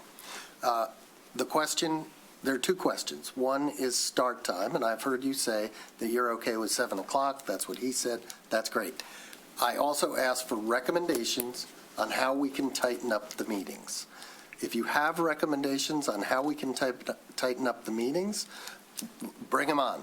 Otherwise, let's move along and have other people contribute to that discussion. Can I finish making observations? Because apparently we're doing things your way. Like I said, it's important that we address the question, okay? And there are what you interrupted me saying was that we can ask questions ahead of time. I don't think you're going to have all the questions to be able to answer them if we call you. I don't think you're going to answer everybody's phone calls in time to be able to get all those answers. But what I've also found is many times when we get clarification of issues while we sit up here, it drives other questions that we hadn't thought of. And that's where some of the constructive and very healthy debate comes from. So I could come with 10 questions. By the time we've had the conversation, I got another 15. So where does that actually provide what you're looking for? I'm asking you, where does that provide? Where does that pre-work that you've assumed nobody does actually do anything? Okay, I didn't make that suggestion. Mayor Pro Tem Long made that suggestion, okay? You've insinuated it in the past. I agree with that suggestion, that if you are able to garner as much information and answer whatever questions you have in advance, that makes you more prepared to address the issues and answer the question. We're here to do the city's business. In most cases, we're asked to either approve or deny a motion. That's it. It's almost always binary. Occasionally, we try to change things. I think in many cases, we try to micromanage what the city is doing. And that is not our job as a board. If you want to micromanage, try to do it in the background. So you call the city manager, you have some questions and concerns about an item, she's open to suggestions. If you suggest to her that maybe we approach this slightly differently, or can you add this little item, she might actually do it, and then your goal will have been met. So I think that's what part of what Mayor Pro Tem Long was talking about. And my one point of clarification, if I may? Yes. I wasn't suggesting that the commissioners call the mayor. I was suggesting that commissioners, because that would be inappropriate under certain circumstances. It's okay. With open meeting. But I was suggesting to call the city manager, the assistant city manager, city attorney, if your questions can be answered. And I 100% agree that not all questions are going to be able to be answered in advance, that there are things that come up during the discussion that may drive other questions. But if you're asking me how to tighten up the meeting, that is one strong component that would result in saving time and getting people's views and decisions made faster and getting us out of here. One more point. We are here to serve the community, but that we are not serving the community when we have somebody that wants to get a slup or something else that is here at 11:45 at night. That is not serving the community. We need to do better as a commission to reduce the length of meetings so that we do not put our citizens and business owners sitting in the audience at 11:30, midnight, or even sometimes 12:30 or 1. I think I recall one went to like 1 in the morning. That is not serving our community and the residents that we serve. Thank you. So we have several suggestions. You know, there's going to be stuff that the chair does, as I did tonight and plan to do going forward with the support of the city manager and the city attorney. This idea of trying to get a motion on the floor more quickly. We're not trying to stanch any debate. Nobody's requiring a city commissioner to pick up the phone and call Ms. Ecker. We're inviting you to do that. And so that's my response to that. If no one else has any, I had some notes, lengthy. I'm going to try and shorten them up. I do want to hear, though, about staff, because I know you, City Manager Ecker, are very concerned about staff. Last week, we had a staff member here past midnight. You guys have to go home, unwind, go to bed, and get up, Lord knows when, a lot sooner than I have to get up, and that includes some of the commissioners who have day jobs, and you come to a staff meeting, right? Would you like to tell us some of the comments you had from staff? Just for the record, the staff meetings, sometimes I bump them back an hour or two and send everybody a text and say, hey, you were here till 2:30. We're moving the staff meeting till 11:30, or what have you. But anyways. What yes. time do you generally have the staff meeting? 9:30. Okay. I did, at your request, and Commissioner Haig did also ask this of me separately via email, send an email out to all of the department heads who are primarily the ones who attend these meetings.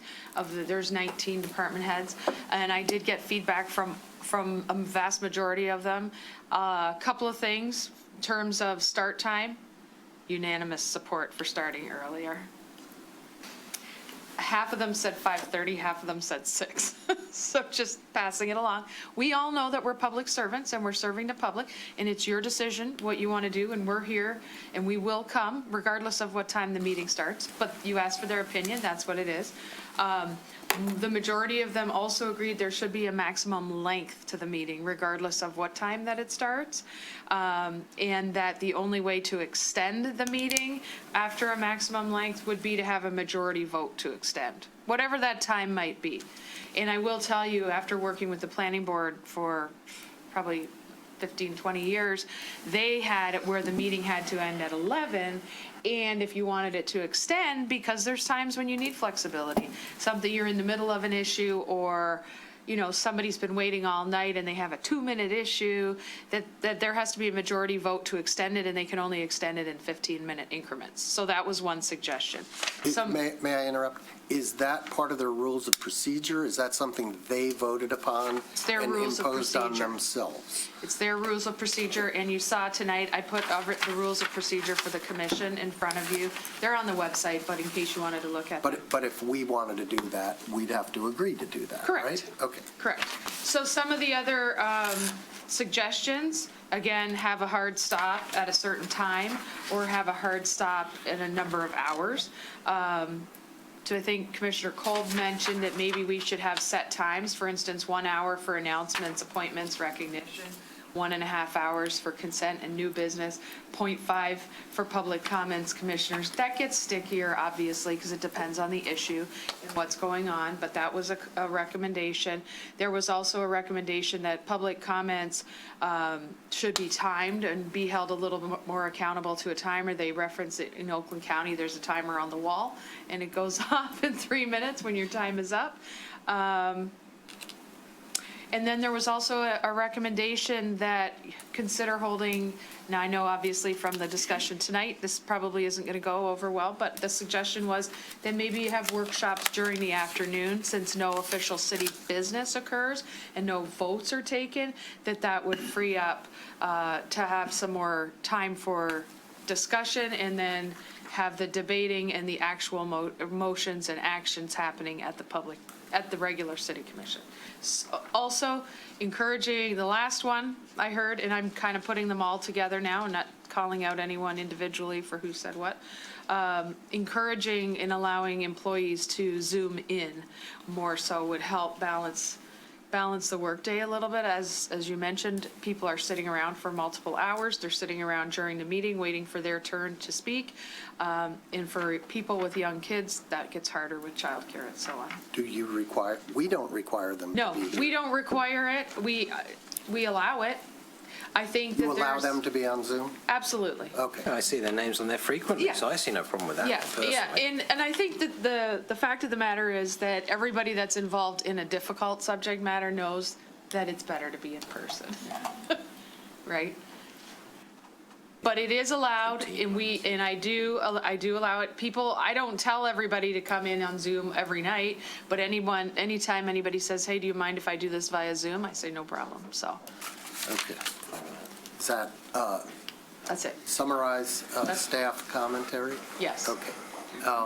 Commissioner Host, you had a I was just comment? thinking, Commissioner Kozlowski hasn't said how he feels about 7.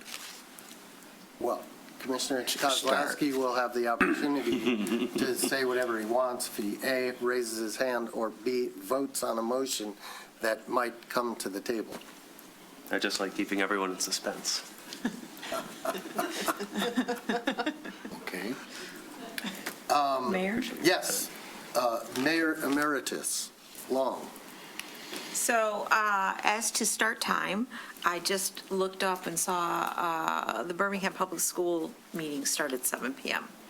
My concern is not only our preferences and staff preferences, but also the ability of the public who often work jobs to be able to get here to attend meetings at the end of their workday and, see their kids, have dinner. And so if 7 p.m. is acceptable for school board meetings, it's probably acceptable for us. So I would also support a start time of 7 p.m.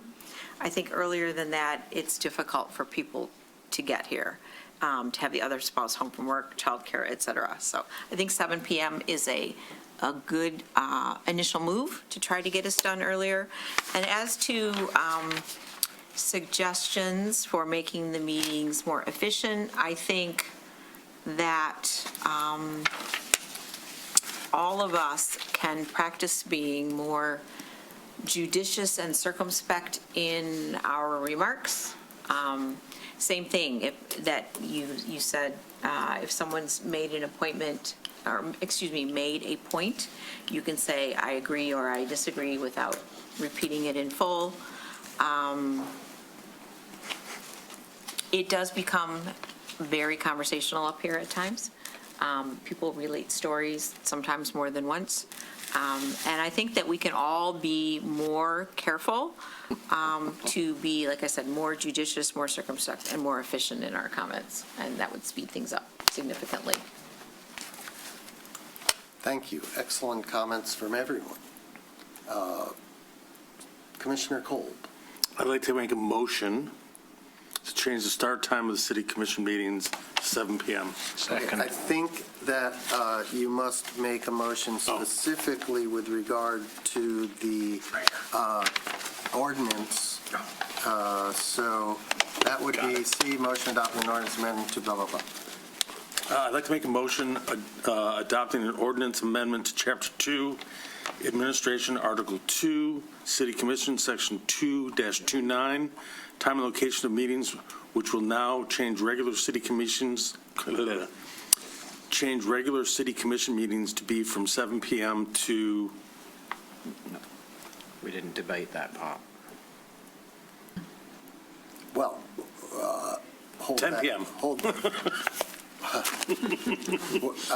what does this commission have any desire to mimic what the planning board does and have a hard stop time, after which motions must be made and approved by majority to continue in some number of minute increments? I would be delighted to hear.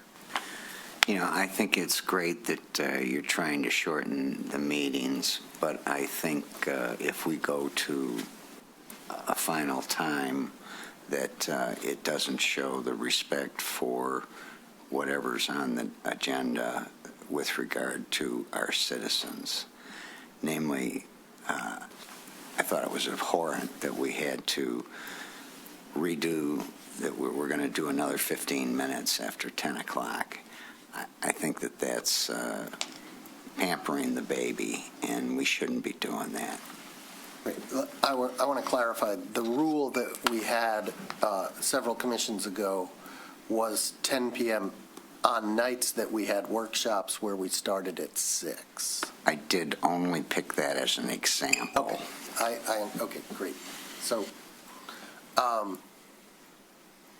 I might ask the city attorney to give an opinion as to, you've mentioned before, I think, publicly, certainly privately, your concern that meetings that go beyond a certain amount of time and decisions that are made at a certain time of the night may be deemed problematic because of the hour and because of the inability of most residents or many residents or residents who want to participate but who can't because it's after midnight and they need to be in bed. So, do one of you, I see you, hold on, she's getting up. I think you understand my question. Only because we've discussed this before. Yes, meetings must be accessible to the public. And if they're going to the wee hours of the night, and you can define wee hours as you choose to, is it really accessible for participation? Sure, residents can go back and watch the meetings, but then they're not actively participating with its government, which is the whole point of the OMA, to be an active participant with you making decisions. So if it's 11:30, 12, even 11, is that really accessible? And that's a decision that only you can answer. Okay, so I take it that there's no case law necessarily out there, no instances where someone somewhere in the state of Michigan has challenged a decision or a ruling or the legitimacy of a meeting that went beyond midnight? I don't know. I did not spend the time researching that. I can just speak from our opinion and just common sense. Is it accessible when one has to be in bed for their jobs in the morning? Is it really accessible? Okay, that's a good question, and that's one I would ask all of you. Observation then, if I may. Go on. to the city attorney's point, if I were to call a hard stop, I would say midnight, and the reason I say midnight is because that's the end of the day of the posted meeting. If we go past that, technically it started into the next calendar day, even though it's a contiguous meeting. Do I like being here at 2 o'clock in the morning? I think our latest was actually 2:45. No, I don't, but there were reasons why we were here that late. So Commissioner's host of paying justice to everybody that wishes to come in front of us is still valid. But if we were to draw a hard line, I would say it would be midnight, not earlier. The goal would be to finish earlier, but midnight, we should draw a line of acceptance for everybody's purposes. Are you suggesting midnight as the end date in the ordinance? If we have to choose one, Are you and in listening favor to the advice of the attorney about accessibility, I would be in preference of saying midnight as the last line. Nobody said we have to choose one. So I'm just trying to determine whether you're saying, let's put midnight in there, or let's not put midnight unless somebody forces us to. So I'm going to hold your thought. Think about that for a minute. Does anybody else have any, Mayor Pro Tem? In my opinion, it is a balancing. It's a balancing to make sure that we comply with OMA. There has been a few instances in the last 2 years where we've had an open, like where it's an open meeting or a public, what's it called, Public hearing. Public hearing, thank you. It's getting late now, so a public hearing where we would not be able to end the meeting, or we would not be able to say, come back in 2 weeks when we've noticed it up. So there's. Mayor Pro Tem, I'm going to interrupt you. Do you favor putting an end time on, and if so, what time? I do. I think we should put an end time at either 11:30 or midnight, with the option of a vote to extend in 30-minute increments if needed. Okay, that's very specific. So we have a possible midnight. We have, I think you said 11:30. 11:30. With increments of 30 minutes. Anyone else? Anyone want to weigh in on this? Because we're going to have a motion. I'd like to know that we can dispense with that motion quickly. So knowing how you feel about it, I think, Commissioner Host, if I understand you are not going to be in favor of any end time. Correct. Okay, great. And if I may. And I respect that. I was 2 terms on the school board. Most of my meetings went to 12:30 to 1 a.m. Commissioner Kozlowski, this is one case where I am going to try to pull in advance a little bit. I don't like it when that happens, but you haven't said anything about. I'm trying to be a model of efficiency. So, okay. No, I think a 7 p.m. start time is fine with me, and I think that'll give us a nice little buffer. And I think for reasons of being fair to staff, being fair to the public, and as Commissioner Haig pointed out, not jumping into the next date, I think midnight seems like a reasonable end time. And the optionality to extend by 30-minute increments probably is a wise thing to do in case we have something that is absolutely emergent and absolutely must be dealt with that very meeting. So, yes, please. Concur. Wow. So, Friendly amendment. Are we ready to make a motion? You started, we cut you off, it wasn't seconded. Yes, it was. I seconded it. Did you hear Commissioner Haig second that motion? I didn't have that recorded. I didn't hear it either. So we're going to go ahead under the assumption. You can do a friendly amendment to what you started. Okay, so Mayor Pro Tem, why don't you make the motion? I think. Okay. If I You may. Okay. I'd like to make a motion adopting an ordinance amendment to Chapter 2, Administration, Article 2, City Commission, Section 2-29, Time and Location of Meetings, which will now change regular City Commission meetings to be from 7 p.m. until midnight, with the option of a vote of the commission, a majority vote of the commission, to extend past midnight in 30-minute increments. Second. Is that clear enough? Okay. Second. We have a motion and a second. I don't believe it requires a roll call. Do a roll call. All those in favor signify by saying aye. Aye. Those opposed? Motion carries. I didn't ask for comment from the public. Is there anybody online? There's nobody in here. Sorry. Okay, we can now move on to several resolutions. Well, we have commission items for future discussion. A motion is required to bring up the item for future discussion at the next reasonable agenda. No discussion on the topic will happen tonight. Do any commissioners? Commissioner Host. On the rules of procedure for the city commission, I go down to the minutes, and I'd like to make a resolution that we incorporate AI into helping us with the minutes. Well, being more comprehensive, and they only are available a minute after you're done. Yeah. It's interesting you should bring that up.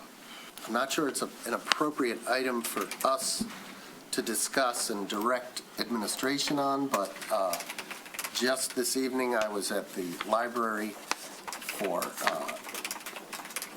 Rebecca Kraft's reception, and I believe it was Pam Gran was talking about Zoom's AI capabilities to write minutes. That doesn't mean that they would be the final minutes. There is a lot of technology out there. So I think your point is well taken. I think it's the administration's job to administer. If you want to lay out that motion and see if it gets seconded and approved. I thought I did, but I'll do it again. We should incorporate AI into our minutes, not the final minutes, but it should be used. I'm going to restate, you're making a motion that the commission discuss at its next reasonable opportunity, directing staff to use AI to help write the minutes for our meetings. Yes. Second. Second. Okay. All those in favor? Aye. Aye. Aye. Nay. All those opposed? Nay. Okay, motion passes. We will discuss directing staff. I agree with the concept. I'm going to say this. I agree, and I should have said it before the vote, but I'll say it now. I agree with the concept of that. That is not something I believe that this commission needs to discuss in a public meeting and have them, it's something they need to do. It's like telling them to go pick up a pencil or reprogram a computer or whatever. But I'll leave it at that. Anybody else have discussion items for future discussion? Nope. Seeing none, we have commission discussion on items for prior meeting. None. I need 3 resolutions in quick succession to meet in closed session. They must be read aloud. Who would like to take on the first one? So just for clarity purposes, I will have to recuse from 2 of the 3 closed session items. I can vote on the closed session, but I will not be present for 2 of them. Is his statement of recusal sufficient, or do we need to know why or anything like that? Okay. Thank you, Commissioner Haig, for your recusal on 2 out of 3 items. Who would like to move? Commissioner Long, item F. Resolution to meet in closed session pursuant to MCL Section 15.268, Section 8(1)D of the Open Meetings Act to consider the purchase or lease of real property up to the time an option to purchase or lease that real property is obtained. Second. We have a motion second. Alex, call the roll, please. Commissioner Kolb, Yes. Mayor Pro Tem Long, Yes. Commissioner Kozlowski, Yes. Mayor Valor, Yes. Commissioner Haig, Yes. Commissioner Therese Long, Yes. Commissioner Host. Yes. Okay, G, another resolution. Someone like to read that? I'll do it. Thank If I may, like to make a resolution to meet in closed session pursuant to MCL 15.268, Section 8(1)H of the Open Meetings Act to discuss a written attorney-client privileged communication. Second. Roll call? Commissioner Kozowski? Yes. Commissioner Cole? Yes. Mayor Ballard? Yes. Commissioner Haig? Yes. Commissioner Therese Long? Yes. Commissioner Host? Yes. Mayor Pro Tem Long? Yes. Item H? Resolution to meet in closed session pursuant to MCL 15.268, Section 8(1)E of the Open Meetings Act to discuss pending litigation entitled Paul Wells versus the City of Birmingham et al., U.S. District Court, Eastern District Court of Michigan, court case number 225 CV 16340. 136, not 163. Okay, 13640 TGP APP. Second. Roll call? Commissioner Long? Yes. Commissioner Host? Yes. Sorry.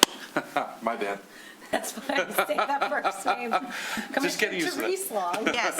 Commissioner Host? Yes. Mayor Pro Tem Anthony Long? My apologies, yes. Commissioner Kozowski? Yes. Commissioner Cole? Yes. Mayor Ballard? Yes. Commissioner Haig? Yes. Okay, we have removed from consent agenda none. We have communications. There is communication that appeared in our last agenda regarding the community house and a communication regarding TIUDA. Under reports, we have commissioner reports, a notice of intention to appoint to the advisory parking committee. Commissioner comments. Commissioner Haig. Real short one. We didn't really get much of a chance to say thank you to former Mayor Therese Long at the last meeting for various reasons. I just wanted to be able to say thank you from all of us, and I think you did a good job, and I appreciate everything you've tried to teach everybody. Hopefully it's been learned. Thank you. Commissioner Host. By the way, I'm so pleased Mary Chavez is here, because if I make a boo-boo here, I hope, Mary, you'll straighten me out.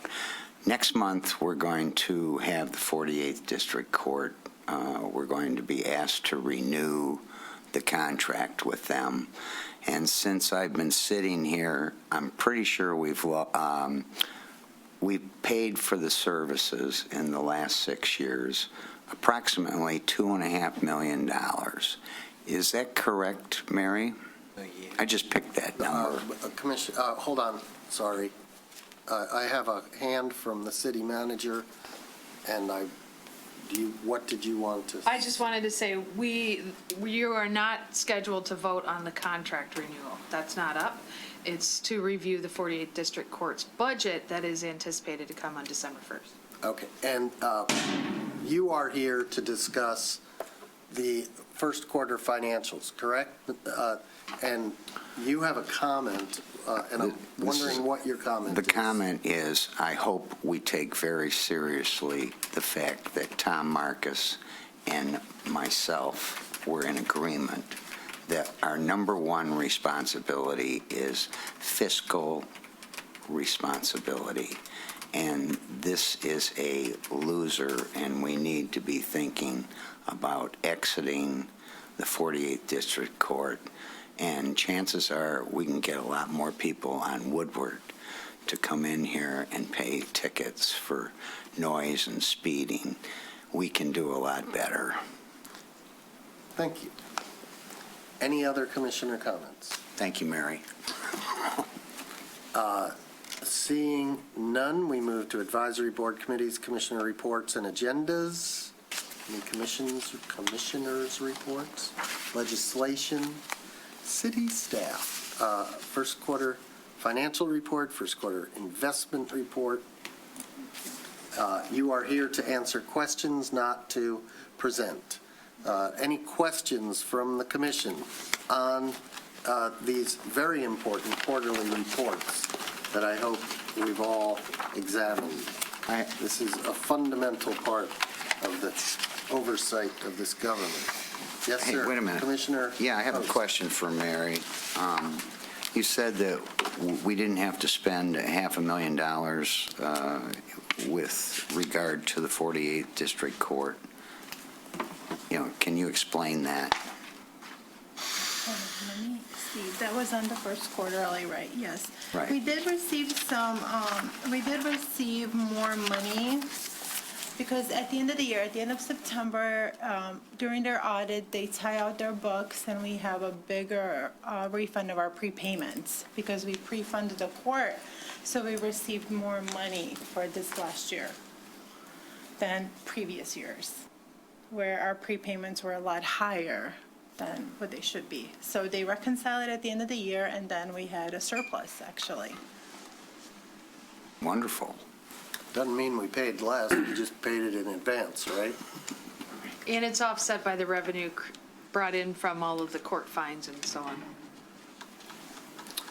Excellent. There is a staff report on the Fred Lavery construction schedule. Are we satisfied with that? Questions? Commissioner Haig? So I love a good Gantt chart. And it's great, except it doesn't answer the question. The city manager's laughing because I've already had this conversation with her. Okay, is it necessary to bring it up? Yes, it is, because I want them to listen to the question next time. Because I asked about what's the timing of the phases and what's the timing of street closures. And according to their Gantt chart, barricades for Haynes, line 107, is 5 days of the entire project. That's it. There is nothing in here about Elm Street closure. There is nothing about the actual duration of the closure on Haynes, but there is the duration of the closure on Woodward. So I'm trying to understand the point of your question was was to berate the staff? No, it's not the staff at all. Tell us that they Ms. Ecker didn't knows answer what I'm your getting at. The project manager that was on the call last time did not listen to the question.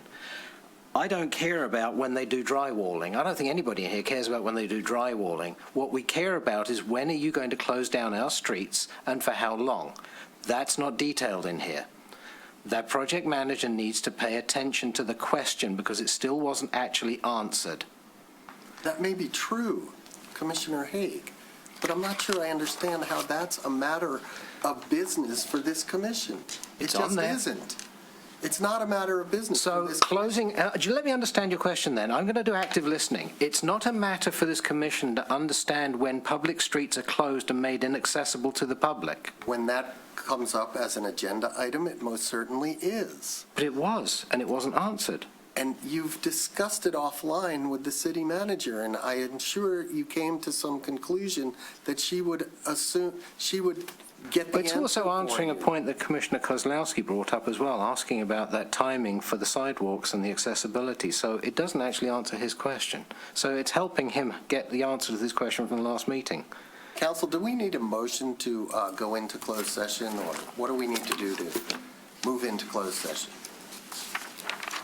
We're at that, then you go into closed session. Yeah, the motions have already been made. They made the motion. But I want to... So it's up to the chair to determine if we're going to go into closed session before reports or after reports. And if you want to continue debate, I am going to remind you that you have a very expensive attorney waiting for you. We're done with closed session. We're done with these reports. We're going into closed session. Let's go.